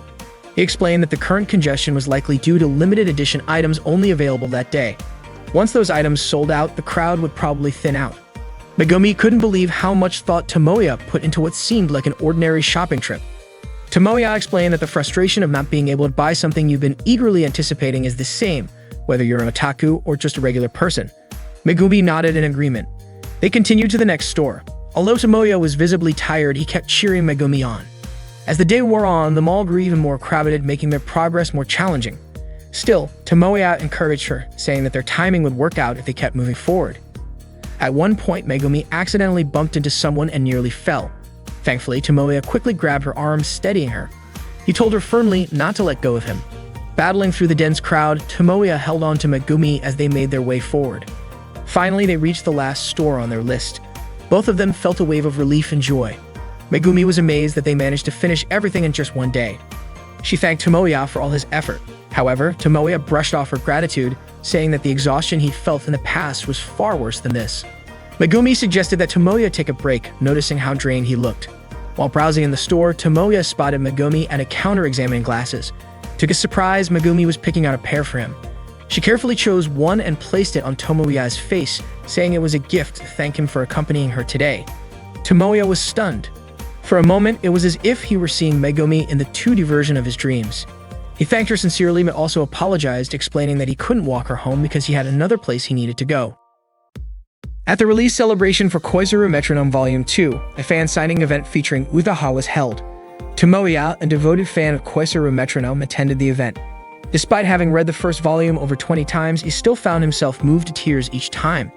Tomoya shared that when Naoto tried to win Seiyuka's heart in Chapter 6, it was deeply touching, but the misunderstandings they faced later became frustrating. He also admitted that at first he struggled to understand Seiyuka's character and thought process. However, by the 5th read-through, he started to suspect the story might be based on Utaha's own experiences. Each subsequent reading brought new understanding. While he humbly confessed he might not be the best reader, he emphasized how profound the story of Koizuru Metronome felt to him. Utaha then asked if Tomoya was a student at Toyamasaki High School and instructed him to call her senpai. Later, Tomoya tried calling Utaha, but she didn't pick up. Sonoko, noticing the incessant ringing, asked why Utaha wasn't answering her phone. Utaha casually responded that she didn't need to answer it. Tomoya, realizing she was probably upset with him, hurriedly ran to a cafe. Sonoko then asked Utaha if the caller was Tomoya. Utaha questioned why Sonoko would think that, especially since she had mentioned him all day. Sonoko pointed out that Utaha had been avoiding the topic all day, which only made it more obvious that Tomoya was on her mind.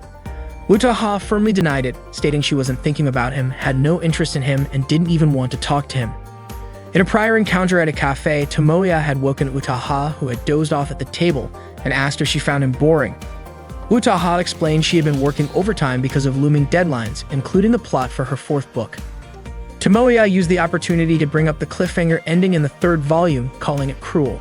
His excitement in discussing her books, however, seemed excessive to Utaha, who told him there was no need to get worked up over minor details in her novels.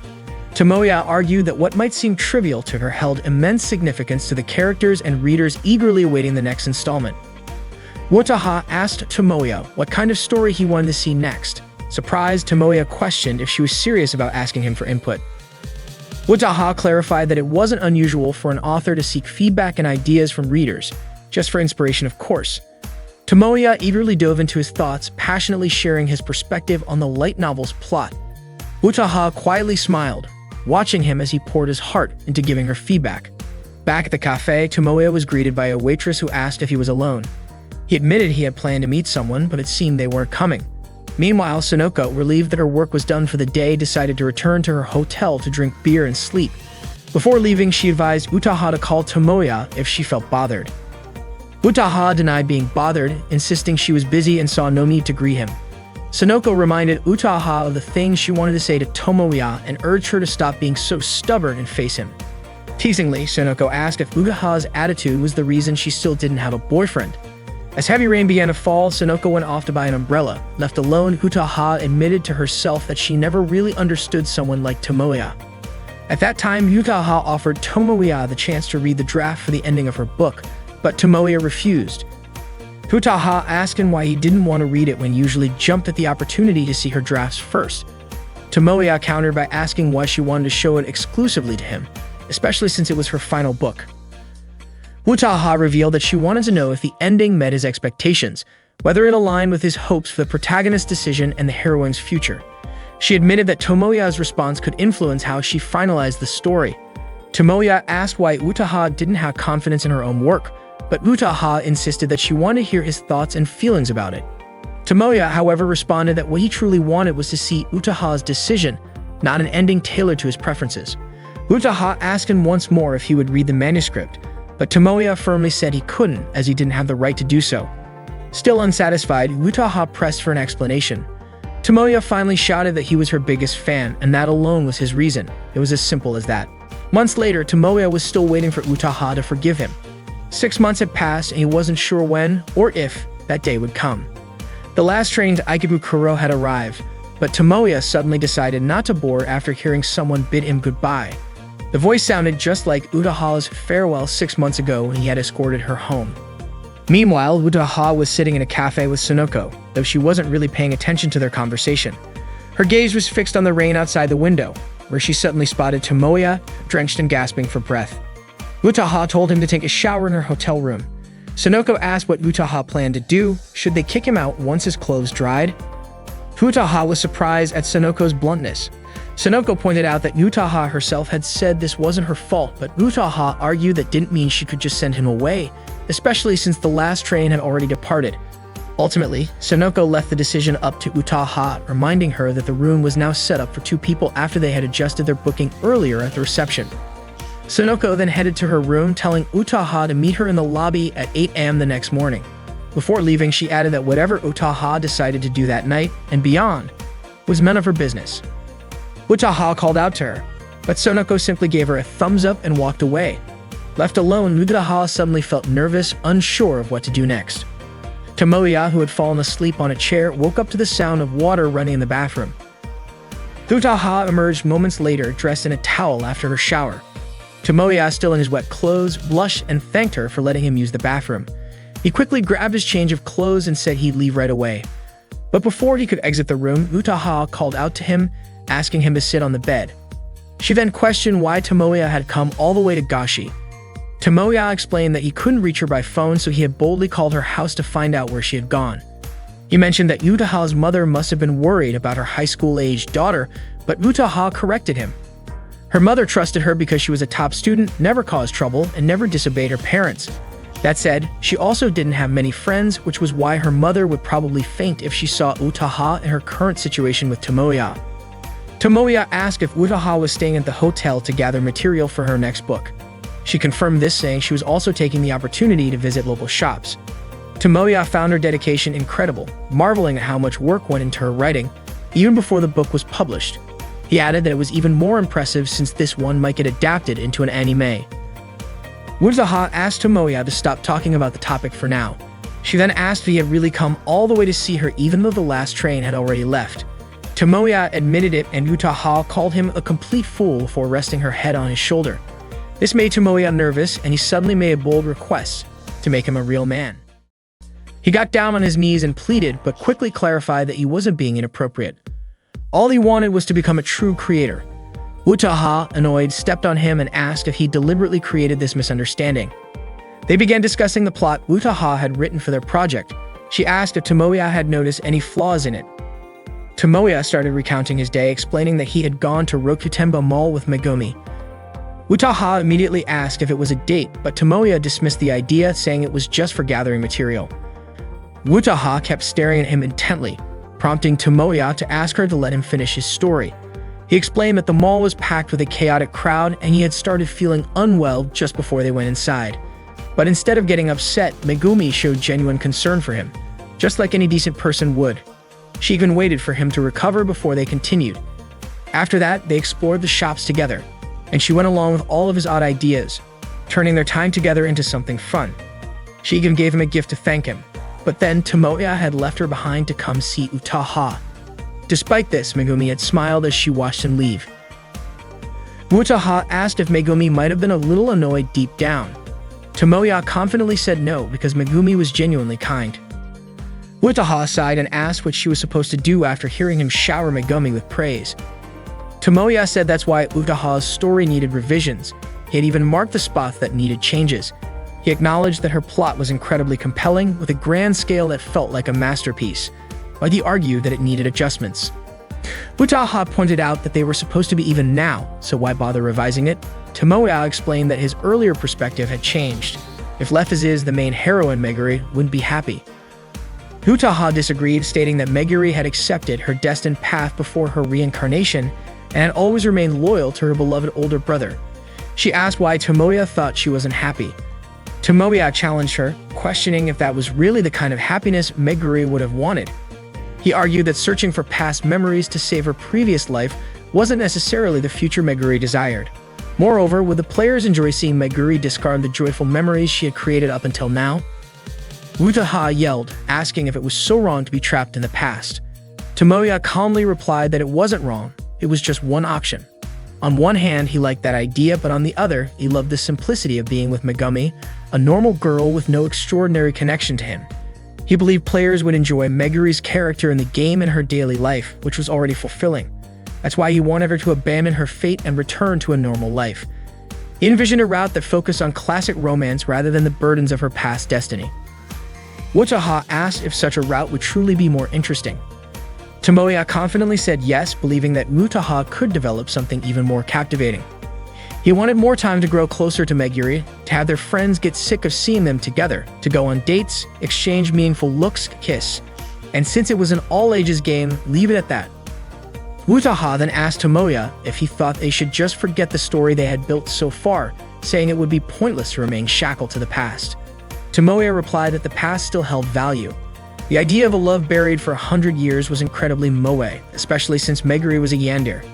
He added that the thought of them both cherishing their shared memories sounded perfect, abandoning everything else to live in a world that meant so much to them. However, he reminded Utaha that the story had to remain all ages, so it could only go as far as a kiss. Utaha called Tomoya indecisive. Tomoya chuckled, saying that's the charm of a true dating sim game protagonist. Utaha sighed but began revising the story, asking for feedback on some sample lines she had written. Tomoya suggested making them even more unique. Utaha admitted it was the first time in her career she'd received such feedback. Tomoya explained that if Utaha made the character as plain as possible, players would be caught off guard when a drastic change occurred and the character suddenly became sweet. Utaha understood the appeal of a gap moe. Tomoya continued, explaining that the character could return to being plain after the sweet moment, leaving players feeling as if there was no sweetness at all. Utaha called such a character ridiculous, but Tomoya insisted that people like that really exist in real life. Utaha, however, was reluctant to admit that a main heroine could have such a personality. The two continued discussing until 5 a.m. As the hours dragged on. Utaha began to type furiously, her frustration seeping into her work. She even shouted while typing, leading Tomoya to wonder if she had been possessed by a yandere little sister. Utaha kept yelling, swept up in the intensity of the story she was crafting. Tomoya tried to calm her down, but she snapped at him, asking if it was so wrong for a writer to fall in love with their own work. Didn't writers pour their hearts into their stories for the sake of their fans? Tomoya replied that it wasn't wrong, but those words should come from the main character, not the writer. By morning, Utaha was preparing to leave. She woke Tomoya and cheerfully said good morning, then mentioned that she had a full day of work ahead. Tomoya sympathized, saying it must be tough being Utaha. She replied that as long as she was doing what she loved, no amount of effort would feel burdensome. She teased Tomoya, saying he still looked exhausted from their passionate night. The ambiguity of her words made Tomoya flustered, and he yelled that she probably meant their intense brainstorming session. Utaha reminded him to check out of the hotel before 10 a.m. and that all he had to do was return the key. She then remarked how much she had enjoyed what they did last night. Tomoya begged her to stop with the teasing, but Utaha confessed that working on something together with him had been truly enjoyable. She had confirmed it for herself the night before and officially welcomed him as a creator.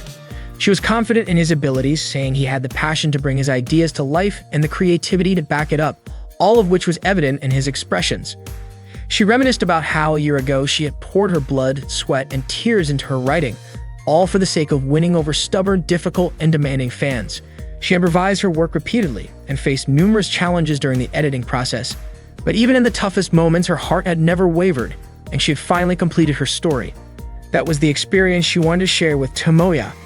She invited him to pour their blood, sweat, and tears into their work together from now on. Tomoya smiled at her words. After leaving the room, Utaha sent him a photo she had taken of him while he was asleep. Tomoya was startled and let out a loud yell in surprise. Today, Tomoya went to Airiri's house because she had asked him to.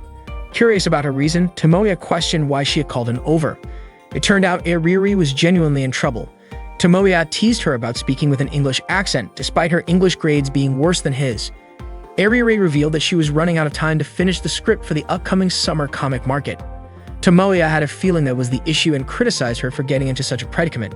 However, Airiri blamed him for dragging her into a chaotic situation that delayed her progress. Understanding her frustration, Tomoya promised to take responsibility for it. His declaration left Airiri stunned, and she asked what he planned to do about it, whether he'd handle the preparations, post an announcement on their website, or negotiate with a local printing company. Instead, Airiri asked Tomoya to review her storyboard and brainstorm ideas for the plot and setting. Tomoya hesitated, claiming he wasn't experienced with doujin works. Airiri insisted that there was no other choice but to rely on an anime fanatic like him.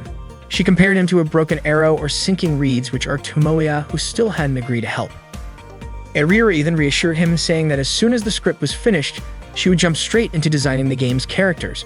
Frustrated, she ordered him to shut up and assist her, to which Tomoya sarcastically replied that it would be hard to help if he kept quiet. When Tomoya asked for her basis for the story, Airiri cited Ano Yukino Prism. Tomoya, a fan of the anime, admitted he had watched it through to the end and considered it the best show of the spring season. Airiri, who learned about it from Tomoya's blog, used this as leverage to secure his help.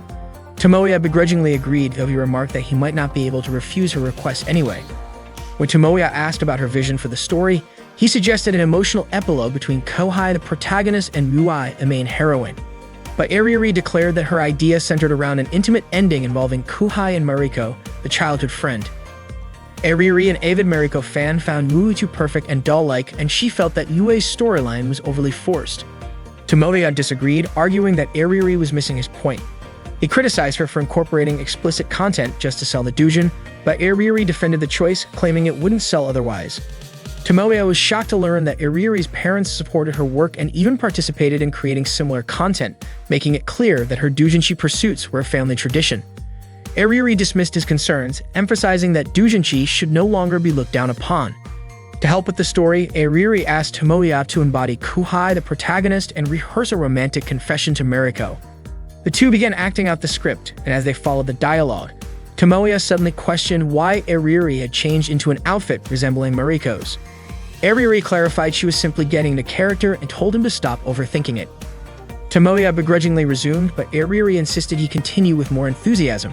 The situation grew more awkward when Airiri, in character as Mariko, delivered a bold line asking Kohai to ruin her and make her feel unforgettable. Tomoya froze, his gaze unintentionally lingering on her. Overwhelmed, he abruptly stood up and backed away, prompting Airiri to urge him not to stop mid-rehearsal. Despite the awkwardness, they eventually managed to finish the scene. The next day at school, Tomoya approached Megumi to have a conversation with her. Utaha, who was nearby, overheard their discussion. Tomoya wanted to address something important with Megumi, and he bluntly told her that she didn't understand anything about character building. He explained that traits like personality, manner of speaking, birth dates, women's sizes, favorite armored vehicles, or swimming preferences were the essence of a character. If Megumi didn't stick to these details, the Megumi loved by readers might die in their eyes. Tomoya then asked why Megumi had changed her hairstyle. Megumi nonchalantly replied that she did it simply because she felt like it. Tomoya, exasperated, asked if she was willing to risk the destruction of her character. Megumi countered, suggesting that a heroine suddenly changing her hairstyle like in manga might stir people's hearts. However, Tomoya argued that she wasn't like that. Normally, people would notice, but not in her case. Megumi then jokingly speculated that the perfect moment to change hairstyles might be during a closing ceremony, or better yet, during an opening one. Tomoya dismissed the idea, warning that relying on quirks wouldn't make her the #1 main heroine. Amused, Megumi teased Tomoya, saying he must care a lot about girls if he was so critical about their hairstyles. Meanwhile, Eriri found herself surrounded by her friends who were asking where she had spent her vacation. Feeling cornered, Eriri tried to think of a way to escape the situation. She casually mentioned that she might have gone to her father's villa in Nasu. Her friends, curious, asked if her father's villa was like a castle or something similar. Eriri admitted she hadn't even been there herself.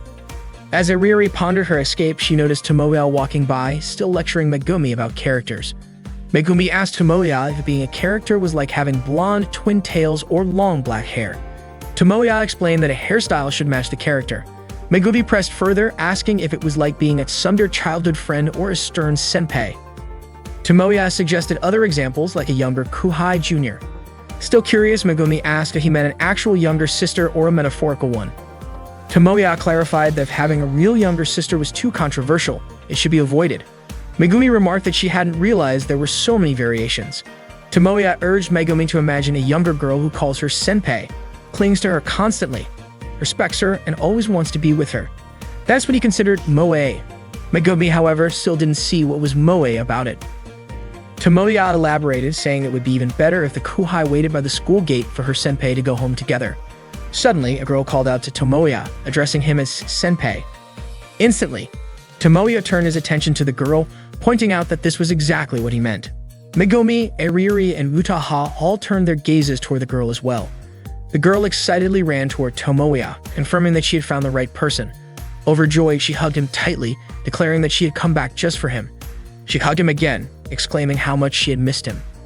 The girl was none other than Hashima Izumi, a third-year middle school student from Hanoda. Tomoya hesitated, still unsure if she was really Izumi. She jokingly asked if Tomoya had forgotten her. Utaha turned to Eriri, asking if Izumi was one of Tomoya's juniors. Eriri admitted she didn't know anything about her because they had attended different grade schools and Izumi was 2 years younger. Besides, Izumi had moved to Nagoya before middle school. Utaha didn't buy Eriri's explanation and expressed her doubt. Eriri insisted that she had never even spoken to Izumi.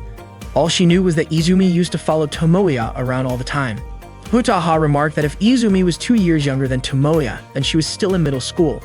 However, judging by Izumi's fuller chest, it seemed more like Eriri was the one who looked like a middle schooler. Izumi then asked Tomoya if she looked like a different person now. Tomoya admitted she did. He explained that she used to have very short hair and tan skin.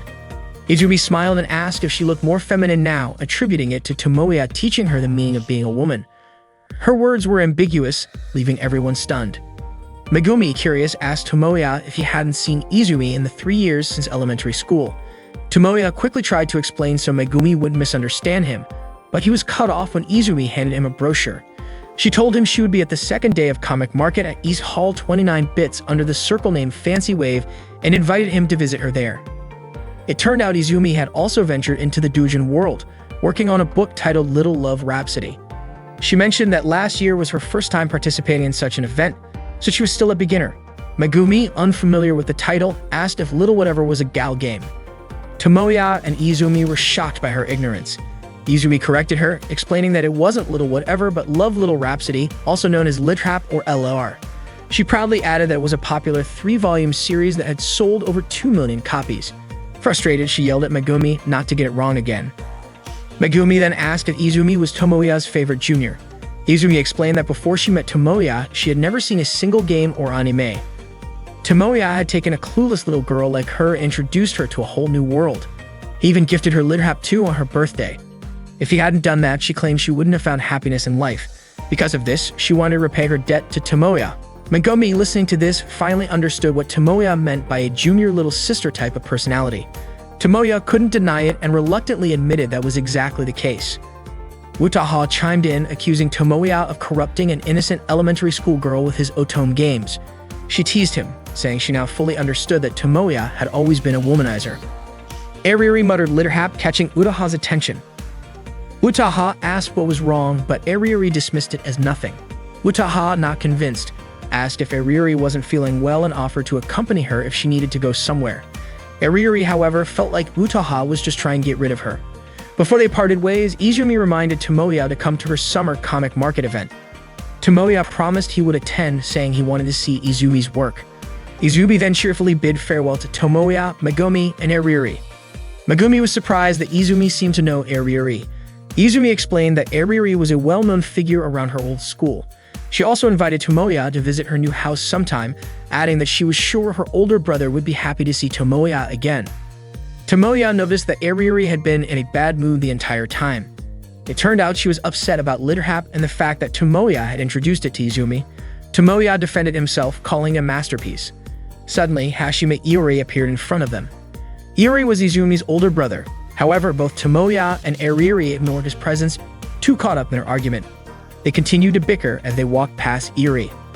Tomoya argued that he wanted to create great works that everyone could enjoy, saying it was part of his otaku instincts. Ariri retorted that such instincts were what dragged others into pointless trends. Tomoya countered, saying that if someone was truly important, it was natural to discuss such topics. However, Ariri dismissed Tomoya's opinion as nothing more than worthless drivel. As they kept arguing, they passed Iori, who was still standing there. Iori was convinced they had noticed him standing there the whole time. Frustrated, Iori finally called out, asking them not to ignore him since he had been waiting for over half an hour. Tomoya asked Lori what he wanted from him. Lori explained that thanks to his father's job, he could finally return to Tokyo after 3 years, and just wanted to drop by to say hello. Tomoya replied that Lori didn't need to travel all the way there and could have stayed in Nagoya, enjoying the local cuisine people raved about. Lori pointed out that the famous jumbo fried shrimp in Nagoya was made with imported black tiger shrimp, which meant it wasn't even authentic Nagoya cuisine. Tomoya countered, saying that it was no different from the salted pollock roe from Hakata, which didn't use roe made in Kyushu. Ariri sighed, wondering how the two of them managed to turn everything into an argument. Ignoring her, Tomoya asked why Lori had shown up in front of him again. If he remembered correctly, Tomoya had already cut ties with Lori. Lori accused Tomoya of being heartless, reminding him that they used to be best friends who agreed to rise together in the world of otaku culture.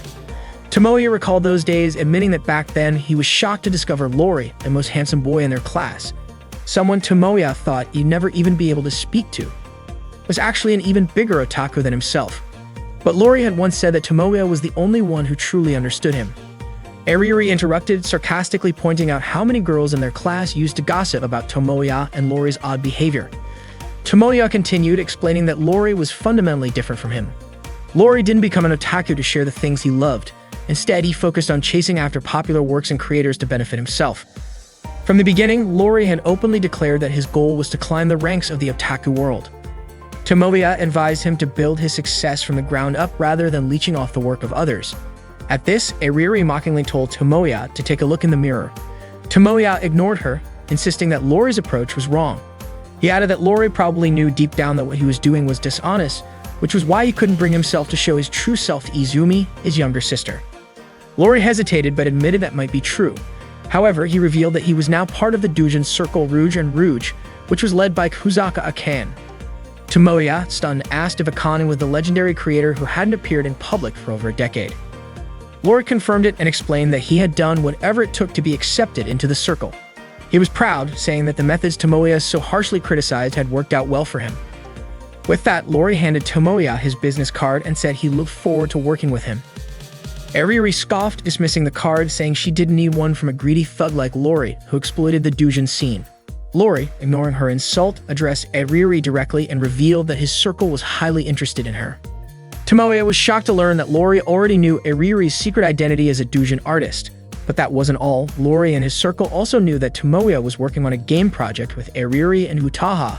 He went so far as to call Tomoya the producer behind the grand design that was creating a buzz in the industry. Tomoya denied the claim, insisting he wasn't trying to break into the industry. Lori then revealed that his circle was coincidentally working on a project with the exact same concept. They were already hiring animators for it, and Lori declared that the two groups were now rivals. With a smug smile, Lori provocatively asked whether Tomoya's fledgling circle deserved someone as talented as Airiuri, or if she would shine brighter with Rouge and Rouge. Airiuri recalled moments spent with Tomoya from when they were kids. They had been very close since childhood, both sharing a deep love for animation. Their closeness, however, often attracted the disapproval of those around them. This morning, Airiuri stared at the bright blue sky, grumbling about the scorching heat. Today, Tomoya was helping Airiuri finish her comic for the upcoming summer comic market. Megumi arrived with a variety of snacks. Seeing how busy they were, she asked if today wasn't supposed to be a character design briefing. Tomoya responded, mentioning the main heroine Megumi was modeling. Looking at the animated drawing they were working on, Megumi noted that it seemed overly suggestive and asked if she had ever been informed about needing to undress for this. Tomoya clarified that the current project had nothing to do with their game. It was a script for Airiuri's circle for the summer comic market.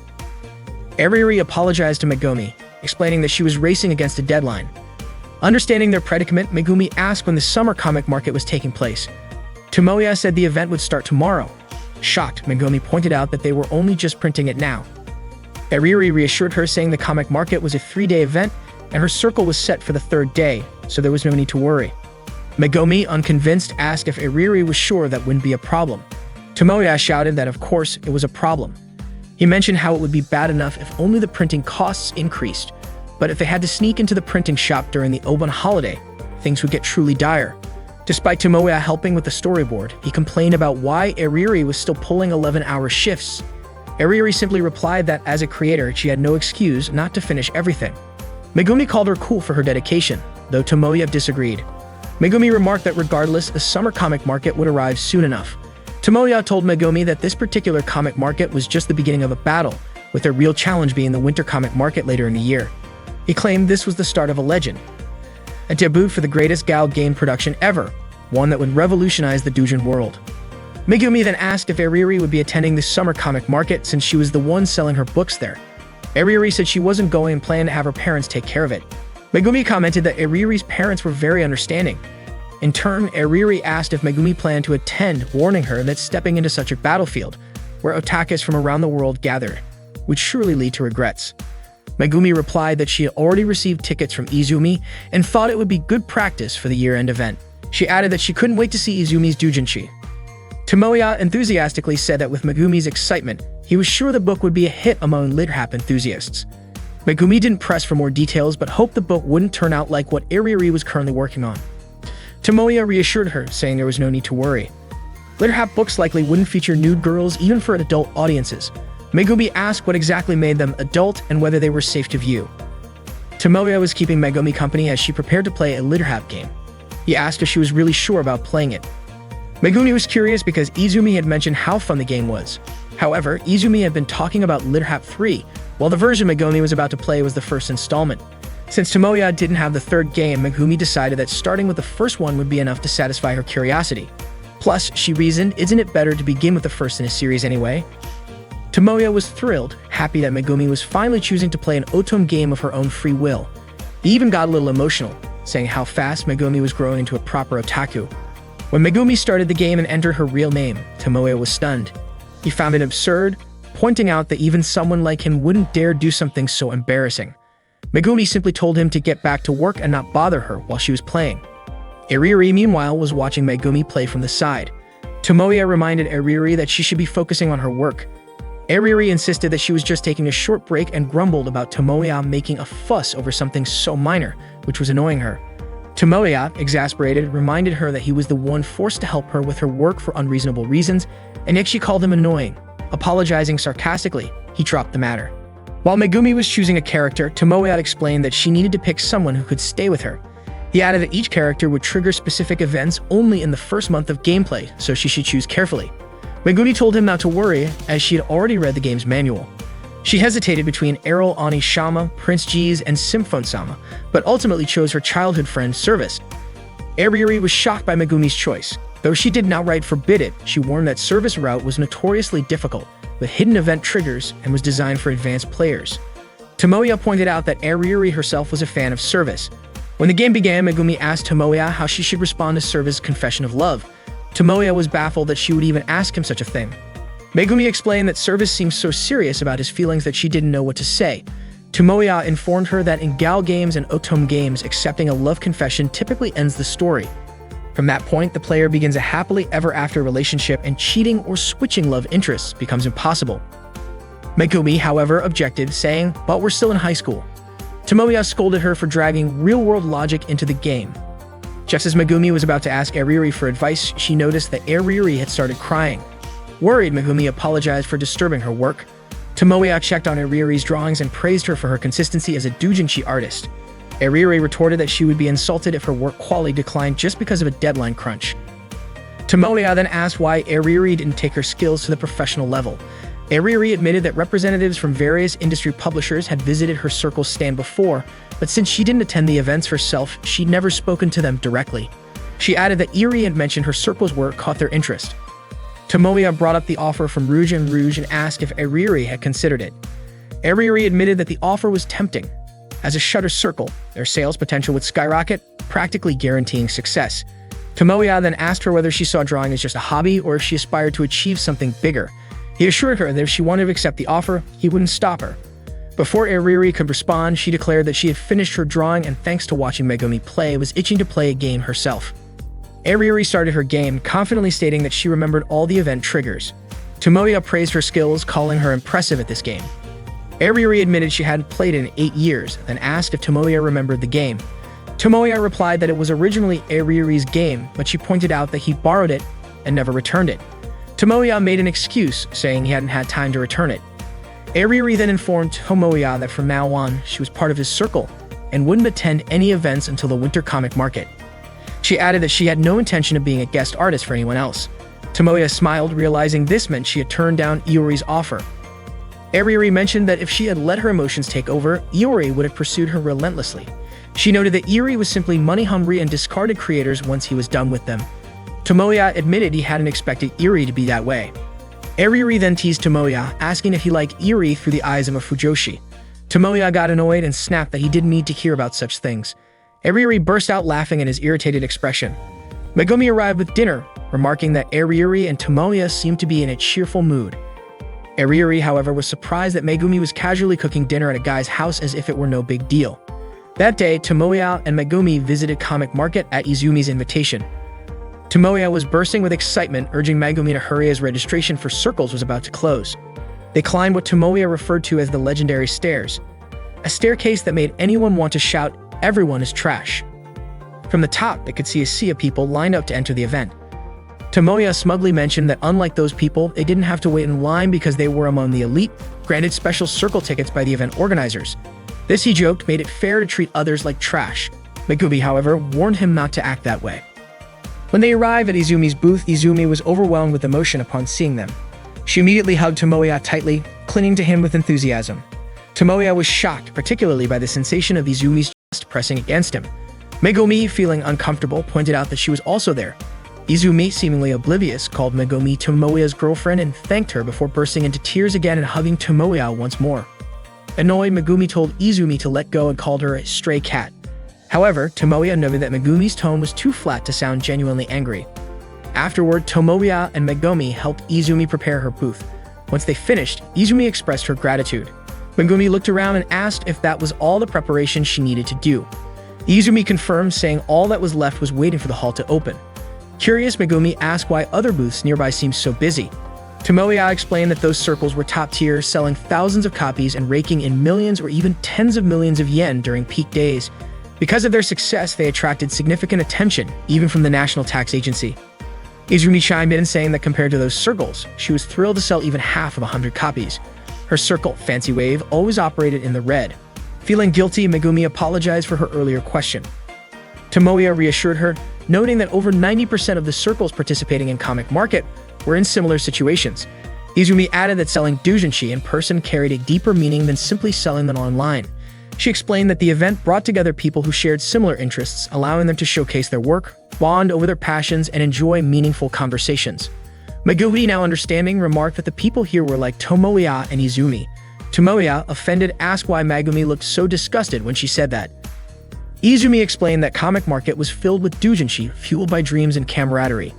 She admitted that even though she had only been active in the doujinshi world for a year, she had already gained incredible experiences and memories. Tomoya opened one of Izumi's comics, immediately intrigued by its content. Izumi told him that even if her book didn't sell out, even if she couldn't visit other circles to buy their books because she had to guard her own booth alone, and even if she had to lug around a heavy suitcase full of unsold books, she was sure she wouldn't cry. Megumi reassured Izumi, saying she didn't need to hold back from buying other books today, since both she and Tomoya were there to help. Izumi thanked Megumi, once again calling her Tomoya's girlfriend. Megumi asked Izumi to just call her by her name instead. After flipping through the comic, Tomoya asked Izumi how long she had been creating doujinshi. Izumi replied that it had only been a year. Before that, she was just a reader and buyer. Tomoya, surprised, told her he would make sure all her books sold. As Comic Market officially opened, Tomoya hurried off somewhere. Izumi, noticing Megumi engrossed in one of her comics, asked where Tomoya had gone. Megumi calmly assured her that he would be back soon. It turned out Tomoya had gone to print a large poster featuring a page from Izumi's comic. Izumi asked Megumi if she wasn't worried about Tomoya's sudden disappearance, but Megumi said that in reality, she was the one who was being ignored by Tomoya. She understood that right now Tomoya was focused on helping Izumi. Izumi was surprised by Megumi's awareness and trust in Tomoya, but Megumi explained that it wasn't about trust. She just knew because she didn't trust him at all. Tomoya returned carrying a board and quickly started setting it up at Izumi's booth. Izumi turned to Megumi, asking if she really was Tomoya's girlfriend.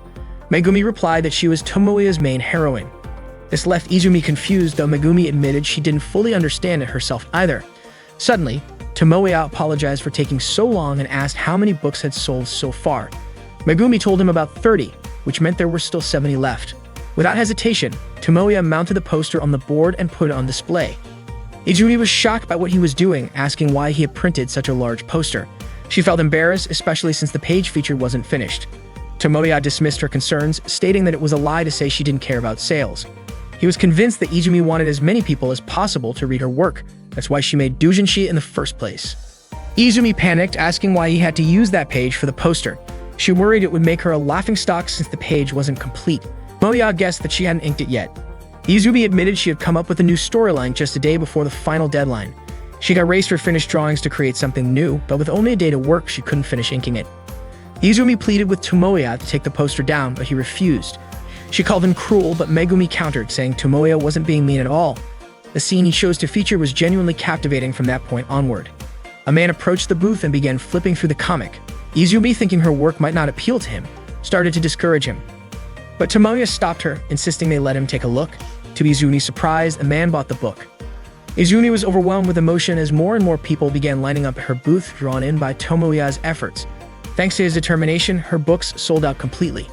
Yuri, observing Tomoya's dedication to Izumi's success, noted with interest that Tomoya was already this motivated, even though he himself planned to expand their operations next year. As the final book sold, Izumi burst into tears, deeply moved. She thanked everyone as applause erupted around her booth. With that, the second day of Comic Market came to an end. Tomoya stepped outside and spotted Yuri, who was in disguise. He had suspected that it was her earlier when she bought a book from Izumi's circle. Tomoya told her not to be embarrassed just because she secretly visited Izumi's booth or because she hadn't played Lirhap for years. He added that Izumi didn't hold any ill feelings towards her. Yuri refused to say why she was hiding, but Tomoya didn't buy it. He couldn't believe she was genuinely angry about it. Yuri asked about Izumi's book, and Tomoya responded that she should already know, especially since she had read it. He understood because he had seen how hard Izumi worked to sell her books. Tomoya admitted that Izumi was impressive. Despite the tight schedule, she still managed to produce something great. Yuri was upset, however, because Tomoya had never reacted that way to her work. He had never been passionate about seeing her creations, never truly tried to sell her books, and seemed to feel nothing at all. Tomoya then pointed out that Yuri and Izumi were very different genders, popularity, and even different paths in life. Yuri, frustrated, asked if Tomoya thought her book was extraordinary or if it was better than Izumi's. She wanted to know if Tomoya would do anything to help sell her book. But Tomoya simply replied that Yuri's books could sell on their own, even without his help. Yuri began to cry, saying that Tomoya hadn't given her a direct answer, that he hadn't told her anything for sure. In tears, Yuri ran off and her hat fell in front of Tomoya. Megumi, watching from the top of the stairs, saw the whole scene unfold. Tomoya remembered a moment from his elementary school days when Yuri had cried because of him. Now he was faced with the same situation. Yuri was crying and said that his response didn't really answer anything. He had been avoiding giving her a definite answer. Eriri, still in tears, ran off and her hat fell in front of Tomoya. Later that night, suddenly Utaha was in his bed saying good morning to him, which of course shocked Tomoya. Utaha told him to relax and everything was fine. But Tomoya couldn't just call this fine. He asked her why she was there, but Utaha casually explained it was because she hadn't appeared in the previous episode. Megumi came in, holding drinks. It turned out that Megumi had called Utaha to come over. Utaha then commented that Megumi's usual nonchalant attitude when coming into Tomoya's house was something they should probably talk about too. But Megumi said the real topic here should be why Utaha rushed to come 15 minutes earlier even though she just said Tomoya was in trouble. Utaha then asked what happened to Tomoya. She'd heard about it from Megumi, but she didn't expect things between Tomoya and Eriri to go down like that. She suggested they talk it out and find a solution together. Tomoya replied that this was between him and Eriri, and he didn't want to drag Utaha into it. Utaha told Megumi that what she was witnessing was a perfect example of a typical wimpy protagonist from a gal game. When he's in trouble, he shows his anxiety and starts involving others around him. Utaha said that if Megumi ever became the main heroine, she'd have to be ready for this kind of situation. Megumi called it troublesome, but Tomoya admitted he was anxious. Utaha then shared her version of the story. When Tomoya praised Izumi's book, Eriri had flipped out for no clear reason. She started insulting Izumi, ripping up her book, and then pushed Izumi into a puddle, laughing with others. Tomoya felt like part of the story was eerily familiar to how a certain writer might react, and the beginning of Utaha's version was pretty accurate. Utaha said it was childish behavior, and Tomoya agreed with her. He didn't think Eriri was acting like the renowned doujinshi artist she usually was. But then Utaha clarified that she wasn't talking about Eriri's immaturity, but Tomoya's. She asked, shouldn't you have kept quiet about praising someone else's book in front of Eriri? Whatever you say to her will just make her upset. Wouldn't it have been better to keep your true thoughts to yourself? Tomoya couldn't do that. He couldn't just pretend something wasn't good when it actually was. He said it would be easier to stop being an otaku than to lie and say Izumi's doujinshi or Utaha's novel was bad. But Utaha pointed out that Tomoya's words had left a deep wound in Eriri's heart. Tomoya didn't believe it, but Utaha insisted that his words could make her feel like everything had been taken away from her. She even suggested that after this, Eriri might not be able to draw again. Tomoya was skeptical, but Utaha said that Eriri would probably feel like she'd lost her pride as a creator and her position as Tomoya's childhood friend. Izumi was very close to Tomoya and seemed like someone he'd known for a long time, even though they had only recently met. It was just like the situation where a protagonist wants to confess his feelings but fails to win over his crush. This made Utaha frustrated. A heroine who saves the day should show up later, not earlier. Utaha told Tomoya that in order for their group to get through this, he needed to fight for the love of his childhood friend. Tomoya said that it should have been a touching moment, but Utaha ruined it by calling him a wimpy protagonist. Utaha added that vague memories, beautiful moments, and childhood promises should be used to win over Eriri. Tomoya then asked if Eriri would even be affected by that. Megumi was confident it would work, and she added that Tomoya should aim to be the heroine, not the protagonist, just like in light novels. Today was the third day of comic market, and Eriri had locked herself in her room. Her parents were leaving to attend the summer comic market as today marked the start of the holy battle, the day for men to go into the fray. Eriri simply told them to have fun. Her mother reminded her about the family party that evening. Eriri replied that she wouldn't embarrass her parents. Meanwhile, Utaha was still lying on Tomoya's bed, sniffing his blanket. Tomoya was getting ready to head to Comic Market Summer Isa 276, Egoistic Lily. Megumi asked if Eriri would be coming too. Tomoya wasn't sure if Eriri would show up, but he still had to go. Megumi cheered him on, and Tomoya thanked her. Megumi was confused, feeling like she hadn't done anything, and that it was Utaha who had helped him through the night. But Tomoya still wanted to thank her. Megumi suggested that Tomoya prepare a name for their circle. Tomoya said his goodbyes. Lori had been quietly watching Tomoya, but when he approached, she pretended not to notice. Tomoya walked over and called her out. Lori greeted him, and Tomoya said he had noticed her watching him since he arrived. He added that he wouldn't back down from Eriri. Tomoya told her that he didn't want Lori to give up, but that he needed her help. Lori asked what he needed help with. Tomoya explained that he needed help bringing Eriri back into their circle. It turned out he wanted Lori's assistance in finding an outfit similar to the one the servant wore in Little Love Rhapsody. Eriri was getting ready for her family's party that night. She looked outside and saw the fireworks, which reminded her of scenes from a gal game where the servant character had conquered her. Suddenly, Tomoya appeared, dressed up like the servant. Eriri was shocked and asked what he was doing there. Tomoya asked if he could take her out for a bit, inviting her to the festival. He kept pleading, and Eriri asked if he wasn't embarrassed. Tomoya admitted that he was really embarrassed and he might die from it, but right now, he didn't want to die. He didn't want to die until he resolved things between them. This was actually Utaha's idea because her family was hosting a party with fireworks that evening. Tomoya saw this as the perfect opportunity to make up with Eriri. Utaha suggested that he take inspiration from the fireworks scene in Little Love Rhapsody. The plan was designed to trigger past memories and nostalgia, hoping it would convince Eriri to make up with him.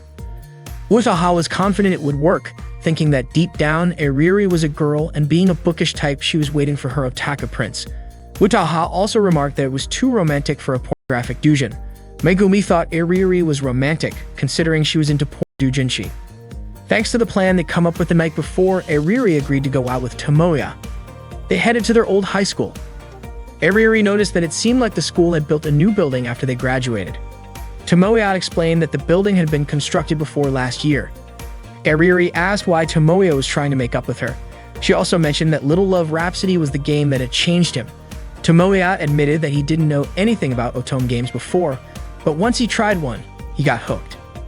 Eriri said that after that, Tomoya made other girls addicted to games too, and wasn't that a form of betrayal?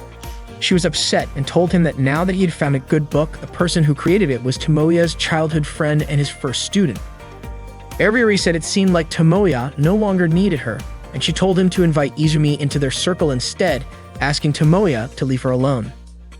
Tomoya apologized to Utaha and Megumi, saying that what he was about to do might not go according to the plan they had discussed the night before. Suddenly, he said there was something he had never been able to confess to Eriri, but Eriri cut him off, saying that it was too late to apologize now. Tomoya said that he had been annoyed with Eriri from the very beginning. He also mentioned that he couldn't make up with her. How could he forget what she had done to him? Eriri asked what Tomoya meant by that and why she was the one being blamed. Tomoya explained that Eriri was the one who changed him. 8 years ago, both Eriri and Tomoya became otaku, but their friends teased them, causing Tomoya to get into a fight. After that, they stopped being friends because Eriri was too embarrassed. Eriri was the one who started it all, pretending to stop being an otaku and then finding new friends while ignoring him. Eriri asked if Tomoya was still holding a grudge over something so trivial. Tomoya got angry, asking how she could think it was something trivial. Eriri explained that she did it because she couldn't do anything about it. Tomoya snapped, asking if finding new friends was that important to her. Was it more important than talking about anime with him? He also said that Eriri had once been so valuable to him that he was willing to be hated by all the other guys just to protect their time together. She was the only one he had. Tomoya admitted that it took years for him to be able to speak normally with others, but even so, he would never forget the cruel way Eriri had treated him. However, Eriri responded by saying that it was Tomoya's own fault for carrying that burden. Tomoya got even more frustrated and shouted for Eriri to apologize to him. But Eriri refused. She then said that Tomoya had no idea how many tears she shed because of the breakup, how she couldn't talk to him and had to ignore him. All of that made her feel lonely, frustrated, and in pain. She confessed that she had suffered more than Tomoya, always feeling like there was a boomerang in her heart every year. That's why she had no reason to apologize. Neither Tomoya nor Eriri were willing to apologize first, and they kept arguing. Eriri demanded that Tomoya apologize for choosing Izumi's book over hers, for gaining fame, and for becoming more skilled. Since Eriri had known Tomoya, all of that was far ahead of her, and she couldn't understand why Tomoya hadn't chosen her. Tomoya stood his ground, saying that he would say he liked someone if he truly did, and that he didn't care about their past. He also said that Izumi's book gave him more of a thrill. Eriri asked if Izumi was better than her. Tomoya bluntly told her that Eriri was lagging behind, that she wasn't as good as Izumi. Eriri retorted that she had fought hard, that she had tried her best alone. Tomoya didn't care about her effort or her talent. His opinion was clear. The book Eriri was selling at Comic Market today was terrible, and it didn't compare at all. Eriri admitted that she had been working hard, and outside she wore a mask, but at home she worked tirelessly. She wanted to get back at the people who had separated her from Tomoya. She wanted things to go back to the way they were, and that was why she had come this far. Tomoya did acknowledge that Eriri had made it this far. She was quick, skilled, and consistent. But from now on, he wanted Eriri to become even better. He wanted to see her grow, become more skilled and consistent. Eriri asked how she could do that. She couldn't work any harder. Tomoya told her to figure it out herself because this was her own work. Ariuri called it nonsense, but Tomoya said that if she thought it didn't make sense, then there was no need for her to get any better. He didn't care if she was number one for herself. Ariuri remembered that her books had many fans, but Tomoya had never praised her. It was different when Tomoya had worked hard to sell Izuni's book. Ariuri then declared that she would be number one for Tomoya, and until that time came, she wouldn't apologize. Tomoya simply didn't care anymore. He said that it was up to her. Tomoya was carrying Ariuri and asked if the story about her sprained ankle was a lie, considering she could still walk. Ariuri replied that a knight who carries the princess out of her castle has no right to complain. Tomoya commented that it seemed like they still hadn't made up, and Ariuri agreed, saying they hadn't apologized to each other yet. Today, Ariuri had finished drawing the illustration for their circle's logo, and Tomoya, Utaha, and Megumi were eager to see it. Utaha thought it looked almost good, but Megumi wondered if it was just her or if the girl in the drawing was really not wearing anything. Ariuri admitted that she knew exactly what Megumi was referring to and had taken inspiration from her perfectly. However, Megumi disagreed, saying it wasn't perfect at all. Utaha chimed in, saying the true heroine would strip if asked and would moan if told to do so. Megumi was shocked to hear that, but Tomoya told her to calm down, reminding her that this was a game for everyone, so it probably wouldn't go that far.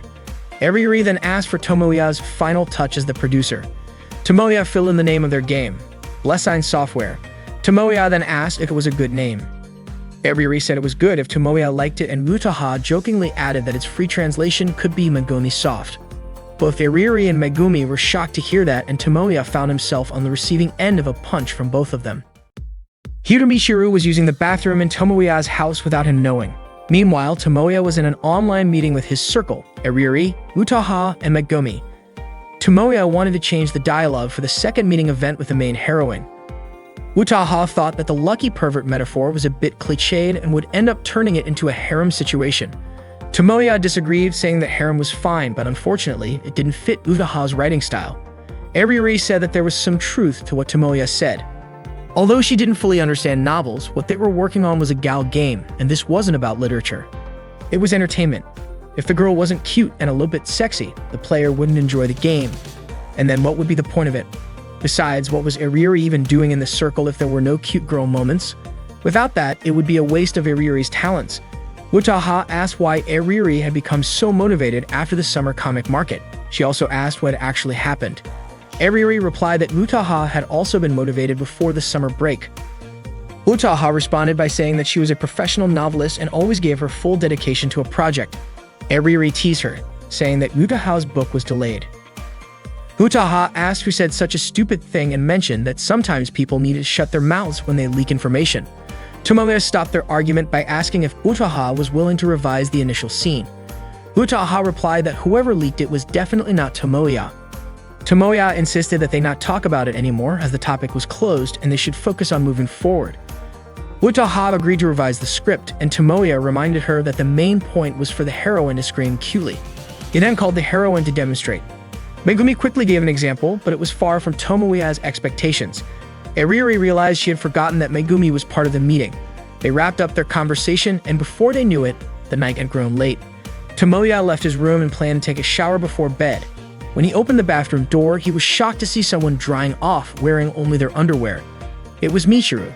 She greeted Tomoya, explaining that she had just finished showering and told him he could use the bathroom. Seeing underwear scattered on the bathroom floor, Tomoya screamed. Michiru apologized, saying she should have informed Tomoya before entering. Tomoya told her that she didn't need to apologize but should have screamed and said, "What are you looking at, you pervert?" To Michiru, it didn't matter. She said that she would be staying there for a while, so it was her fault for not greeting Tomoya when she arrived. Tomoya appreciated Michiru's consideration, but he disagreed with everything she said, just like the current weird situation. Michiru commented on Tomoya's room, which was filled with otaku-related stuff, and asked if he still played games. Tomoya asked why Michiru had come to his house. Michiru said Tomoya wouldn't believe her if she told him that her father was very intimidating. However, to Tomoya, what was more intimidating was the way Michiru was dressed and her pose. Tomoya understood that Michiru had probably fought with her father again and ran away from home. Michiru always did that. She asked Tomoya not to exaggerate, saying that they were just cousins and the same age. Tomoya added that not only were they the same age, but they were also born in the same hospital at the same time. Michiru mentioned that they were bound by fate. Tomoya then asked what problem Michiru was facing this time. Michiru had told Tomoya before that she had joined a band when she started high school and all of the band members were girls. Tomoya hadn't expected Michiru to still be sticking with it. Michiru said that she couldn't just quit after less than a year. Tomoya pointed out that Michiru had dropped out of the volleyball, drama, and basketball clubs after only half a year, even though she had made it to the regional rounds in every one of them. He thought that Michiru was really talented, but that she got bored easily. She was completely different from Tomoya, even though they were family. Tomoya was always focused on something, and since he was a kid, he loved anime and games. Tomoya asked if Michiru was still focused on her band. Michiru explained that her band had become the talk of the town after their performance at the festival. A talent scout from a recording studio approached the band members, which is why she asked her dad for a little money. Tomoya could imagine what happened next. Michiru said that her dad had scolded her, saying they never agreed on this topic. Tomoya didn't want to hear more about it, saying that Michiru was someone who never had any real struggles. That was why Michiru wanted to stay with him for a while. Tomoya then asked how her parents reacted to that. Michiru replied that Tomoya's parents allowed her to stay with them until she and her father made up. Tomoya was surprised by how relaxed her parents were, especially since they never really showed up. Tomoya saw this as a problem. First, Michiru's clothes were way too revealing, but Michiru didn't think it was a big deal since no one else was around. Tomoya said that he was there and he was a high school boy. Michiru jokingly replied that Tomoya was the only boy who saw her like this, and she called it a bonus for him. Tomoya silently prayed that God would teach Michiru a lesson about her inappropriate behavior. Michiru stretched her legs over Tomoya's shoulders, asking him to just say it if he had something to say. Her feet continued to tickle Tomoya's neck. Tomoya said he didn't want to turn around and asked Michiru to dress more modestly. Instead, Michiru trapped Tomoya's neck between her thighs because he wouldn't turn to face her. Tomoya screamed, but Michiru kept insisting that he turn around. She kept pulling his head toward her chest and then started tickling him. Tomoya screamed again, begging Michiru to stop. The next day, Tomoya's circle gathered in the AV room to work on their project. Megumi mentioned that Tomoya seemed tired and asked if his neck was sore, making it hard for him to sleep. Tomoya said it wasn't, and he even twisted his neck before going to bed. Just as Megumi was about to ask again, Utaha stopped her. Utaha also told Tomoya not to push himself too hard. She mentioned that Tomoya had passed on his passion to the circle members, but if he got sick, it would all be for nothing. Utaha offered to take over for him that day and handle things. Tomoya refused because Utaha had already written the script and he wanted to finish the rest himself. Utaha was worried about Tomoya's condition, but Tomoya explained that Utaha had already spent so much time working on her novel that it was late to be released, so he didn't want to trouble her further. If he kept pushing himself, he would ruin Utaha's career, and he couldn't bear to do that. Tomoya couldn't hold back his exhaustion and drowsiness any longer. Utaha asked him to repeat what he had just said, but Tomoya couldn't remember it. Utaha even called Megumi over to ask how to record on her phone. Eriri stood up and asked why Utaha was being so cold toward her. Utaha had only been a little indifferent to Eriri, but now she seemed to have completely forgotten that Eriri was there. Eriri and Tomoya were discussing expressions for a scene in their Gald game project when Utaha suddenly called out from the audio room, telling Eriri not to get too close to Tomoya. Eriri told Utaha to cool her head in there and called her a tease demon. Tomoya suggested that the expression in the Gald game scene be made a bit more sorrowful, and Eriri agreed. Megumi suddenly asked about the book on the table. Tomoya explained that it was the script or a collection of code to make the game work. Megumi was surprised, not expecting Tomoya to have to study such a thick book. Tomoya admitted that he was still a beginner. Eriri said she wouldn't mind helping Tomoya with the script. Utaha immediately pointed out that Eriri hadn't finished her illustrations, but still wanted to help Tomoya, saying that no matter how much Eriri added to the workload, it would just burden someone. Not backing down, Eriri retorted, calling Utaha a novel writer so obsessed with the script that she was neglecting her own work and should keep quiet. Tomoya asked them to stop the professional wrestling atmosphere. It seemed that the only remaining issue was the music, and that was indeed the biggest problem. Modern games couldn't do without background music. Gone were the days when people were satisfied with just beeps and boops. Eriri also mentioned that the power of music was crucial to building the climax of the game. Tomoya agreed, saying that with the right music, you can imagine a scene just by hearing the music. Eriri added that if they couldn't find someone to handle the music, then Tomoya wasn't doing a good job as the producer. Tomoya opened his phone and saw a message from Michiru asking when he would be home, offering pizza for their dinner. Tomoya was surprised as Megumi had seen the message. Megumi apologized, saying she didn't mean to peek at the message but assured him she wouldn't tell anyone who it was from or what it said because that would be rude. Tomoya suspected Megumi had seen everything. Ariori came over and immediately grabbed Tomoya's phone, her expression changing to one of suspicion after reading the message. Utaha and Ariori started interrogating Tomoya. Tomoya explained to them that Michiru was just his cousin, and she was currently staying at his house because she had a fight with her family and ran away. Utaha then summarized that Tomoya was living with his cousin, who was his age. Ariori couldn't imagine them living in the same house, sharing a roof, and even bathing each other. She joked that they were probably talking about the lucky pervert in real life. Tomoya said it was just a coincidence, except for that one time. Utaha asked what he meant by that one time and suggested that there were still many things Tomoya was hiding. She demanded that Tomoya tell them everything that had happened or hadn't happened yet. Tomoya replied that of course he couldn't talk about things that hadn't happened. Tomoya then explained that he and Michiru were born on the same day at the same family maternity clinic near their house in Nagano. Everyone in his family was born there, and they would sometimes visit. Utaha pointed out that Tomoya and Michiru weren't just childhood friends, but had been friends since birth. Every summer and winter break, Tomoya would visit Nagano with Michiru, as other relatives lived there as well. They would wander around open fields and mountains, spending time together in a secret cave they found. Michiru was the only family member of Tomoya's age. Utaha then asked, so Tomoya and Michiru did it? Bathed together, checked the differences between boys and girls, and with that, Michiru became the typical childhood friend who had power over all Tomoya's childhood friends. She also mentioned a special bond that made other childhood friends seem insignificant in comparison. Tomoya snapped back, saying that Utaha had gone too far with her scenario involving Michiru. Ariori was almost in tears after hearing that. Megumi asked if Ariori was okay. Ariori felt like she was nothing compared to Michiru. It seemed like the explanation had left Ariori feeling drained. Tomoya returned home and found Michiru asleep on his bed. He immediately woke her up. Michiru stirred and asked why Tomoya had taken so long to come back. Tomoya explained that he had a meeting for the circle today. As Tomoya looked around his room, he noticed it was a mess because Michiru hadn't cleaned up after eating. Michiru, however, proudly showed off her new electric guitar, saying she had come over yesterday to drop off some of her stuff. Just as Tomoya was about to ask how long she had been playing it, he was shocked to see that Michiru's things were all over his room, filling the shelves. Tomoya asked what all of this meant. Michiru casually replied that her stuff didn't fit and was creating a mess, so she was organizing things. Tomoya then asked where his important belongings were. Michiru nonchalantly said she threw them in the trash near the living room, so they could be picked up with the weekly garbage. Tomoya rushed to grab his things from the trash, apologizing to his heroine. Michiru was surprised that Tomoya considered those things so valuable. Tomoya then told Michiru that it might be a good idea for her to go back to her own house. Michiru begged him not to be so heartless because they were close friends. Tomoya retorted, asking if a close friend would throw their friend's precious items in the trash. Michiru countered by saying even married couples sometimes throw away their husband's collections. Tomoya shot back, saying who could stand a marriage like that. Michiru replied that this was a perfect opportunity for Tomoya to step away from his unclear otaku lifestyle. She even offered to introduce him to some girls, saying that since her school was an all-girls school, Tomoya could choose anyone he liked. Tomoya told Michiru not to mess with him as girls who weren't into otaku culture wouldn't want to date him in real life. Michiru felt bad for him, saying that Tomoya could be popular with girls if he just acted normal.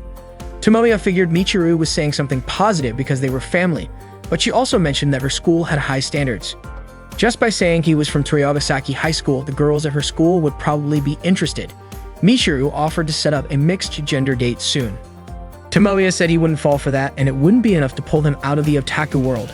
He added that it was more fun hanging out with girls, but Michiru quickly pointed out that she was in the same situation, having no boyfriend herself. Michiru explained that she was focusing on her band right now, so romance was on the back burner for her. Tomoya agreed, saying he had big dreams too, and until he achieved them, he couldn't leave his otaku lifestyle behind. Michiru asked what kind of dream he had. Tomoya explained that his dream was to bring together the best team to create the Gal game he had always wanted. Michiru responded by saying she had heard that the future of Gal games was pretty bleak. Tomoya refused to believe that. Michiru advised him not to treat it like a job and to think seriously about his future, since it wouldn't be easy to make a living from a hobby alone. She also asked if Tomoya's mother hadn't said anything to him, especially since he only had a year left to decide his future. Did he really want to be someone who wasn't responsible? Tomoya got upset and told her that someone who had run away from home didn't have the right to lecture him. He finished tidying up his room and Michiru told him to take a shower. Tomoya warned her that she could play the guitar but not if she plugged it into the amp, as it could disturb the neighbors. Tomoya was fed up and even considered calling Michiru's dad to come pick her up. Michiru ignored his warning and plugged her guitar into the amp, starting to play. Tomoya grew frustrated hearing the sound and he stormed out of the bathroom to yell at her. As he muttered in annoyance at the sound of the guitar, he suddenly realized that the music actually felt like it would work as a soundtrack for a scene in his Gal game project. Without realizing it, Tomoya had already walked over to Michiru. She apologized to him and Tomoya offered her the chance to join him in creating the greatest Gal game. Michiru was taken aback, but her surprise grew even more when Tomoya's towel accidentally slipped off his body. Today, Tomoya invited Utaha and Eriri to his house to introduce them to Michiru. Tomoya introduced Eriri as the one in charge of illustrations and Utaha as the one handling the script. When Eriri saw Michiru's outfit, she couldn't believe there was a girl dressed so revealingly in front of a guy. Utaha then asked Tomoya to explain his real intentions behind introducing Michiru to them. Tomoya explained that he had asked Michiru to handle the music for the game they were working on. Eriri, however, assumed that Tomoya had some sort of personal interest in Michiru, which was why he was insisting that they work with her. Utaha, on the other hand, questioned if Tomoya wasn't being a bit reckless by suddenly asking Michiru to handle the background music for the video game. Tomoya said his decision wasn't made lightly and he was confident that when Utaha heard the music, she'd definitely be interested. Suddenly, Michiru grabbed Tomoya's neck and told him not to make decisions for her because she hadn't even agreed to his offer yet. Eriri saw how close they were and realized that they had been childhood friends. Just then, Megumi came in with drinks and snacks, but she was shocked to see Eriri's expression. Utaha even guessed that Eriri must feel useless now, and called her a fake, cheap imitation of a childhood friend. Utaha's words hit hard, making Eriri feel really down. Megumi tried to defend her, saying Utaha shouldn't be putting Eriri down when she was already in a bad place. Eriri felt helpless and defeated by the situation. Meanwhile, Tomoya begged Michiru to write some songs for their circle, including some idea programming and background music, and while working on it, she could collaborate with her band on the theme song. Utaha criticized Tomoya for the way he asked people for help, saying he was being rude. Michiru replied that she wasn't interested in Tomoya's offer. Tomoya then pointed out that Michiru had the talent to make great songs and he just wanted to make use of that talent. But Michiru responded that that's exactly why she joined a band, to express herself there. Tomoya was sure that Michiru was the only one who could handle the game's background music. Utaha asked him not to push it, saying that forcing someone who wasn't interested would only make things awkward for both sides. But Tomoya insisted that he didn't want anyone else, just Michiru. Just like how Utaha was the only one who could write the script and Eriri the only one who could handle the illustrations, Megumi was irreplaceable too. Michiru made it clear that she wasn't interested in anything related to the otaku world and told Tomoya to get out of that world and face reality. Tomoya was taken aback hearing the word reality from someone like Michiru, who had never really struggled. Utaha started to feel offended. She asked, what was wrong with being an otaku? Did Michiru think that she and Tomoya, who were both otaku, were bothering her? Michiru even went as far as calling Tomoya by his nickname Rinri-kun, which Utaha always used, saying it smelled like the stench of otaku. Utaha started getting frustrated but remained calm. She asked Michiru if she thought being an otaku was beneath her, just like a servant vomiting up otaku content every day. Did Michiru think otaku were a useless race in society, only burdening others? Michiru said that it didn't have to be like that, and she even asked if people like that actually exist. Utaha responded, telling Michiru not to misunderstand. She wanted to thank her for not looking down on otaku. There are people who dedicate themselves to anime, games, or light novels, the creators who work hard to entertain everyone, and the consumers who play a role in the otaku economy. These consumers enthusiastically support and buy the works that are marketed by these creators. These people sacrifice everything to achieve something. So Michiru, does she have the right to belittle something so noble? Tomoya was amazed by Utaha's explanation in defense of otaku. Utaha also pointed out that, as human beings, there is no difference between otaku and regular people. There's no barrier between creators and consumers. There are also fans who cheer on others but disappear when things get tough. She was frustrated with otaku who are weak like that, saying they should just disappear. Utaha then strangled Tomoya's neck. Michiru said it wasn't about who was good or bad, but rather about cultural differences. She could never get along with Otaku. Tomoya asked if that meant Michiru didn't get along with him. Michiru responded that for her, Tomoya wasn't an otaku, he was Tomo. Ever since they were kids, Michiru always excelled at everything, and she often treated Tomoya like a servant. But whenever things got tough, Tomoya would always become the cool, dependable guy. Tomoya thought that bringing up the past was pointless. Eriri, however, was interested in hearing more about their past. Michiru said they once climbed the mountain behind her grandfather's house. She got so excited and ran too fast, twisting her ankle and being unable to walk. The place was really scary too. The forest was dark, and the sound of crows could be heard everywhere, which made her feel terrified. Tomoya came to find her, his hands, feet, and face scratched up from looking for her everywhere. Tomoya said he was also lost at the time, and by chance they ended up finding each other. After that, he carried Michiru down the mountain. As Michiru remembered this, she got irritated and immediately choked Tomoya, saying that it was the first and last time she would ever cry. Eriri suddenly joined in, attacking Tomoya, asking how old they were at that time and who was older between the two of them. Tomoya replied that Michiru and Eriri had already moved on to a different topic. Wataha and Megumi could only watch helplessly at the behavior of their friends. Michiru had just finished showering and reminded Tomoya to do the same. She asked what Tomoya was doing. It turned out that Tomoya was looking for something. When he turned around, he was shocked by the sexy sight in front of him. Michiru was wearing Tomoya's shirt. Tomoya asked why Michiru was wearing something even more revealing than usual. Michiru explained that all of her clothes were in the laundry. She then began playing her guitar, and Tomoya commented that he really wanted Michiru. Michiru asked if Tomoya wanted to be the first for her. She wasn't saying she wasn't interested, but she felt that being with Tomoya wouldn't be a problem. Living under the same roof with someone like him didn't seem to bother her. Michiru started unbuttoning her shirt, but Tomoya quickly apologized, saying he should have explained things more clearly. What he really wanted was her music. Michiru said that the misunderstanding wasn't her fault and went back to playing her guitar. Tomoya asked again if Michiru was sure she didn't want to help, saying that he wouldn't mind if she prioritized her band over his request.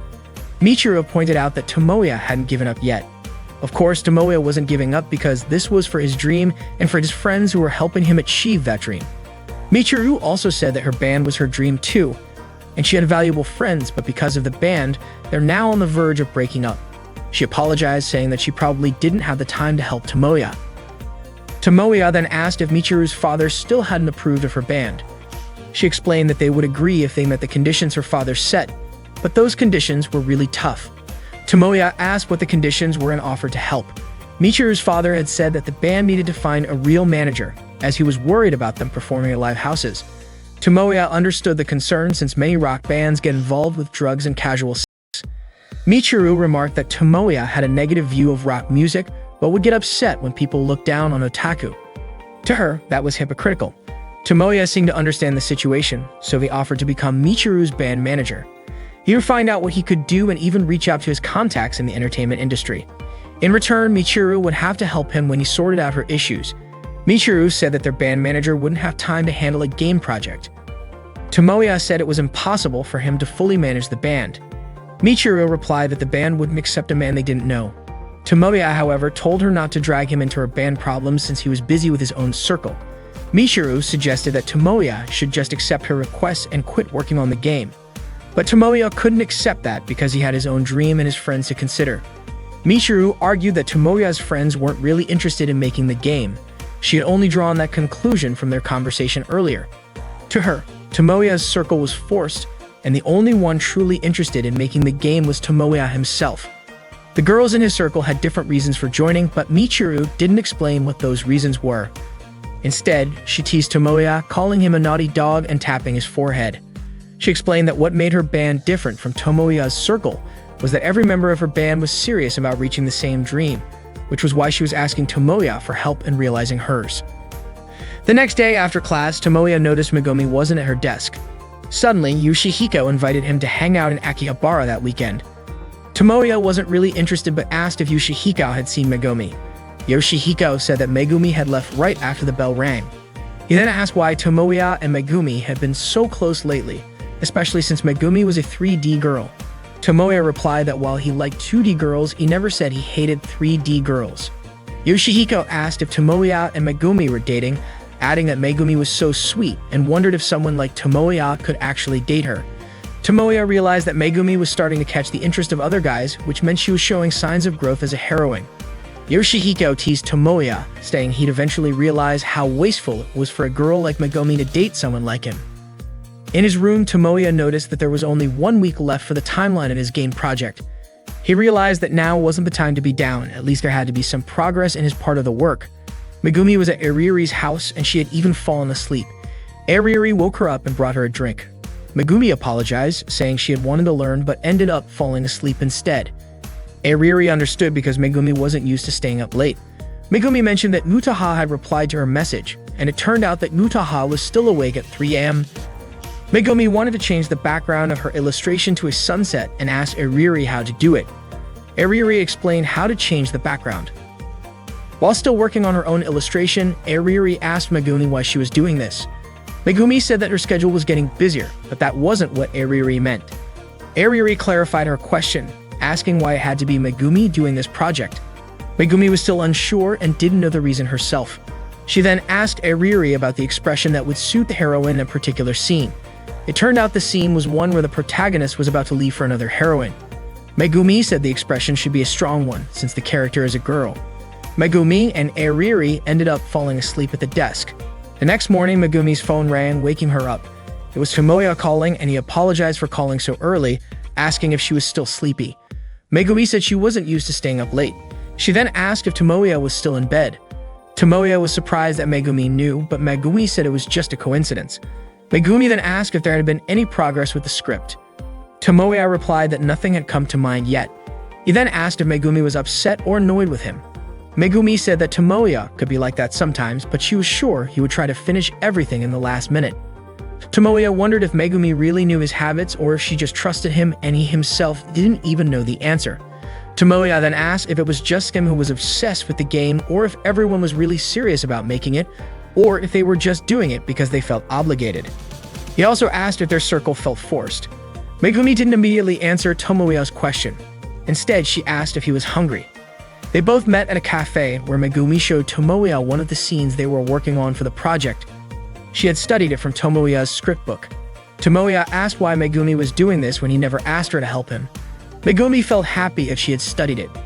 She knew Tomoya was stuck, so she decided to help out a little. Tomoya told her that she didn't have to force herself to help if she wasn't asked. However, Megumi didn't feel forced, nor did she feel obligated. She genuinely wanted to make this game. While she didn't have the skills to develop a game, she couldn't draw like Ariri, write stories like Mutaha, or have the strength or courage like Tomoya. She still wanted to help her friends, even if just a little. She had also received help from Ariri and Mutaha from this scene, and it was clear they weren't doing it out of obligation. While showing Tomoya a scene from the game project, Megumi said that the scene was about him fighting to become the heroine whose happiness would make others envious.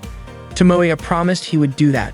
Megumi then showed him another piece of dialogue from the game, which asked if Tomoya had ever experienced a thrilling love story, like when a relative visited them in the countryside and he twisted his ankle and his cousin carried him home while crying. When Megumi mentioned being close with her cousin, she admitted that she had actually experienced something similar. The main point was that Megumi understood the feeling of being attracted to a cousin since childhood and meeting and living together. Tomoya immediately apologized after hearing that dialogue.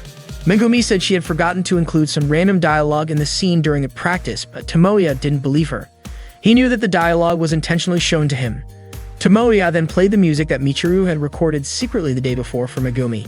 She liked it, and Tomoya explained that the music felt like it had an air of longing and nostalgia, almost like it belonged to an old-school game or anime, but in a really good way. Megumi admitted that for some reason the music was pleasant to listen to. She then asked if Michiru had no interest in the world of Otaku.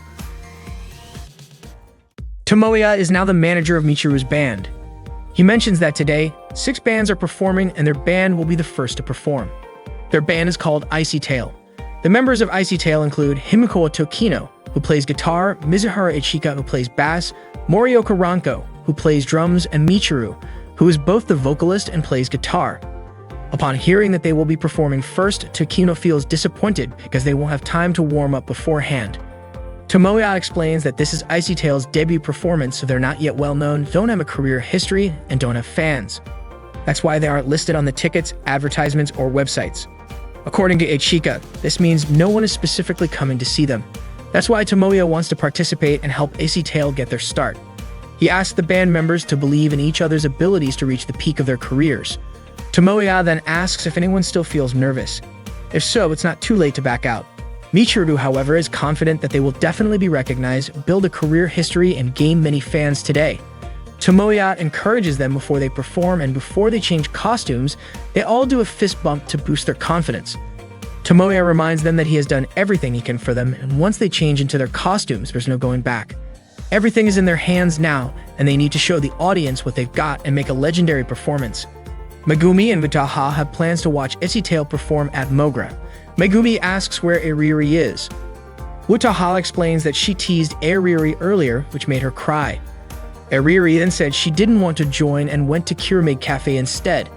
Megumi, however, had hoped that Utaha and Iriri wouldn't act so selfishly. Utaha asks who's being selfish, pointing out that it was Megumi who casually decided Tomoya should be the manager of Michiru's band, and she even prioritized the band over their own circle. They even left for today's event without discussing it with anyone else. Megumi responds, saying that honestly, it was Tomoya who made that decision. But Utaha blames Megumi, knowing but not stopping him, even supporting him. Megumi explains that Tomoya has a plan, so they just need to trust him. Utaha comments that her inner voice is telling her that only Megumi understands Tomoya. Megumi doesn't quite understand what Utaha means by that, and Utaha apologizes for speaking carelessly and asks Megumi to forget what she just said. Megumi mutters to herself, wondering if Utaha will cause trouble, but Utaha hears her and assures her not to worry, as it's actually Iriri who will be the troublemaker. Utaha also comments that recently it seems like Iriri and Megumi have gotten very close. She warns Megumi that if she gets too close to Iriri, Utaha will make her life miserable. Megumi and Utaha go to pick up Iriri from Pyramid Cafe, telling her that the band performance is about to begin, but Iriri still refuses to come. Megumi asks her not to act like a baby, but Iriri insists she won't join. Utaha says it's pointless to force her now, since Iriri still believes she's Tomoya's childhood friend, the one who's known him the longest, the one who suffered the most, and the one who believes in him the strongest. But now, all of that is shattered with Michiru's presence. Iriri doesn't even know how to define her own identity anymore. She's so pitiful, like a soldier who's lost a battle. Megumi realized that Utaha had been teasing Iriri like that, and she didn't want them to fight, so she asked Utaha to trust Tomoya. Utaha then questioned what there was to trust about Tomoya. Iriri agreed with Utaha, thinking that this was really not funny. As they entered, they were greeted by the sight of Michiru, lying on top of Tomoya. Michiru was upset with Tomoya for humiliating her so badly. Seeing this, Utaha and Iriri both asked what there was to trust about Tomoya. Michiru wasn't happy with the costume that Tomoya had prepared for her.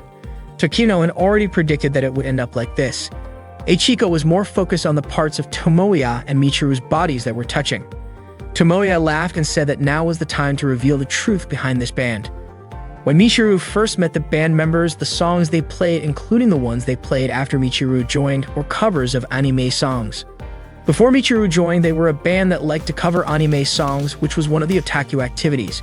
Tomoya said the song Michiru was playing was a new pop chart topper, but it turned out to be a trap because Michiru wasn't interested in anime songs. Michiru didn't even realize that every song she played was an anime song. Because of this, Michiru herself unknowingly created a melody from an anime song, and without her knowledge, her own mind had been manipulated by the band. Megumi remarked that Tomoya had been listening to it over and over, yet he didn't realize it. Tomoya said that he didn't notice because he only listened to anime music. He called it a clever trick, and Michiru's three friends laughed. Michiru hoped that what Tomoya said was a lie. Tokino had expected it to go like this. Ichika said they hadn't told Michiru because they knew she would get in a bad mood if they talked about anime. Ranko apologized to Michiru, but Michiru felt the apology was too late. Tomoya remarked that not many otaku hung out with Michiru, which made Michiru angry. It was truly an unexpected plot twist, the peak of a chance.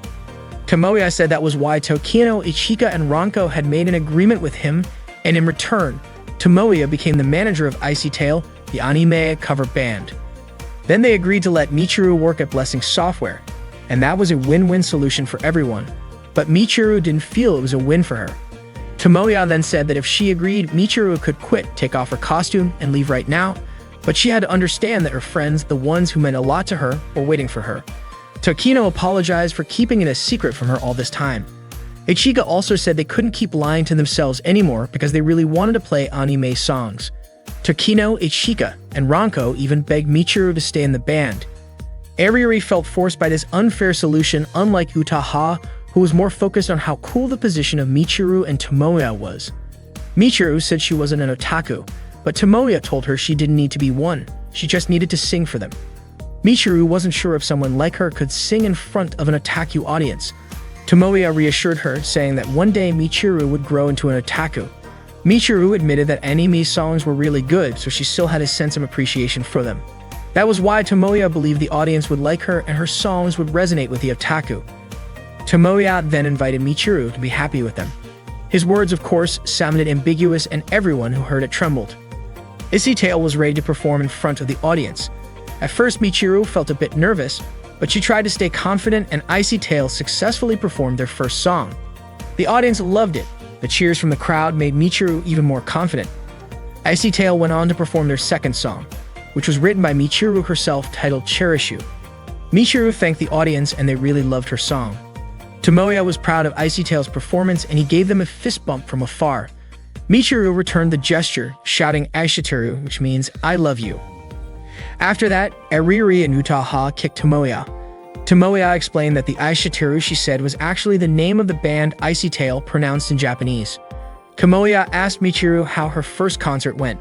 Michiru felt excited. She never expected the audience to like her performance so much, and it was truly amazing. Tomoya pointed out that these fans came to watch the concert regardless of the genre, and they were all incredible, but also a little disgusting.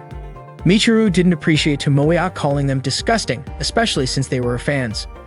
Tomoya had managed to make Michiru's dream come true, something Michiru never even imagined. He then said it was Michiru's turn to make his dream come true. Tomoya wanted Michiru to write a song for his game's music, and she couldn't refuse. Today, Tomoya had heard the cheers of the otaku, and from now on, Michiru's music would make them shed tears. Tomoya planned to combine Utaha's scenario, Ariuri's illustrations, and Michiru's music to create a miracle. Michiru called Tomoya so optimistic. He responded asking if Michiru thought someone was foolish just because they cried over a game. Michiru admitted that after everything that happened today, she might start believing Tomoya a little, which meant that their agreement was official. Michiru's friends were happy to hear that, but Utaha and Ariuri were clearly annoyed. Michiru asked Tomoya to finalize their agreement. She got closer to him, which made Tomoya think some inappropriate thoughts, but instead of that, Michiru punched him and said she would never forgive him. Megumi was grateful that Michiru had joined their circle, but Ariuri didn't really care about that. Megumi said she couldn't wait for Michiru to write a great song for the dating sim game. Ariuri replied that even without the music, the scenario and illustrations could make people cry. Megumi didn't respond to Ariuri's comment, which made Ariuri ask if she had said something strange. Megumi just said that there were two things she found enjoyable. Ariuri didn't understand what Megumi meant. Megumi explained that the first thing was she knew Ariuri really respected Utaha, but Ariuri said that talent and personality were two different things. The second thing Megumi liked was that Ariuri had started to take the game seriously. For Ariuri, it seemed that Megumi was just as serious about the game as she was. Megumi couldn't wait for the upcoming winter comic market and was curious to see how the game would turn out. Megumi walked ahead of Ariuri and suddenly, Ariuri called her by her first name instead of her last name. Megumi was surprised, but Ariuri quickly apologized, saying she had slipped up, though she eventually admitted it was intentional. Ariuri felt it was strange that even though they were fellow otaku working overtime to make the game, they were still so formal with each other. She asked Megumi if she thought the same. Megumi remembered what Utaha had said about getting too close to Ariuri, that it would turn her friend's life into misery. Seeing Megumi remain silent, Ariuri started to step back, but then Megumi surprisingly seemed open to getting closer to her. Utaha had successfully completed the dialogue for the dating sim game. The game starts with Seiji returning to this world, this time again, but will he be able to change everything? Will he be able to save everyone? Suddenly, the wind blew from the top of the hill and Seiji closed his eyes, staring into the direction of the wind. Then, as if by magic, a hat was blown by the wind and landed right in front of him. His body suddenly moved on its own, and before he realized it, he was running up the hill. In an instant, Meguri was running down the hill. Seiji asked Meguri to stop running because they were on a hill. Less than 3 seconds later, halfway down the hill, they embraced each other. They met again after several hours after decades had passed. Meguri then asked whether she should call him Seiji or Oni-sama, older brother. Seiji replied that it was up to her, whether Meguri or Ruri. Finally, they had finished the initial part of their game project. Eriri didn't see any bugs and Utaha didn't notice any typos or mistakes in the writing. Their dating sim game was truly a perfect success. They all smiled with satisfaction after completing the project. Tomoya thanked everyone and said that their game route was now finished. Utaha said that she needed to start writing the next route. Eriri also mentioned there were still 30 more keyframes, 12 backgrounds, and some static poses to do. Utaha, feeling exhausted, chose to take a short nap. Meanwhile, Eriri continued working and cheered everyone on. Michiru even promised to sing to keep their spirits up. Whether they liked it or not, the winter comic market was only 2 months away. Otaku and non-otaku alike mocked each other, frustrated, laughed together, disagreed, worked side by side, argued, and did so many other things. This was the story of Tomoya and his friends' journey in making their dreams come true, overcoming many obstacles along the way.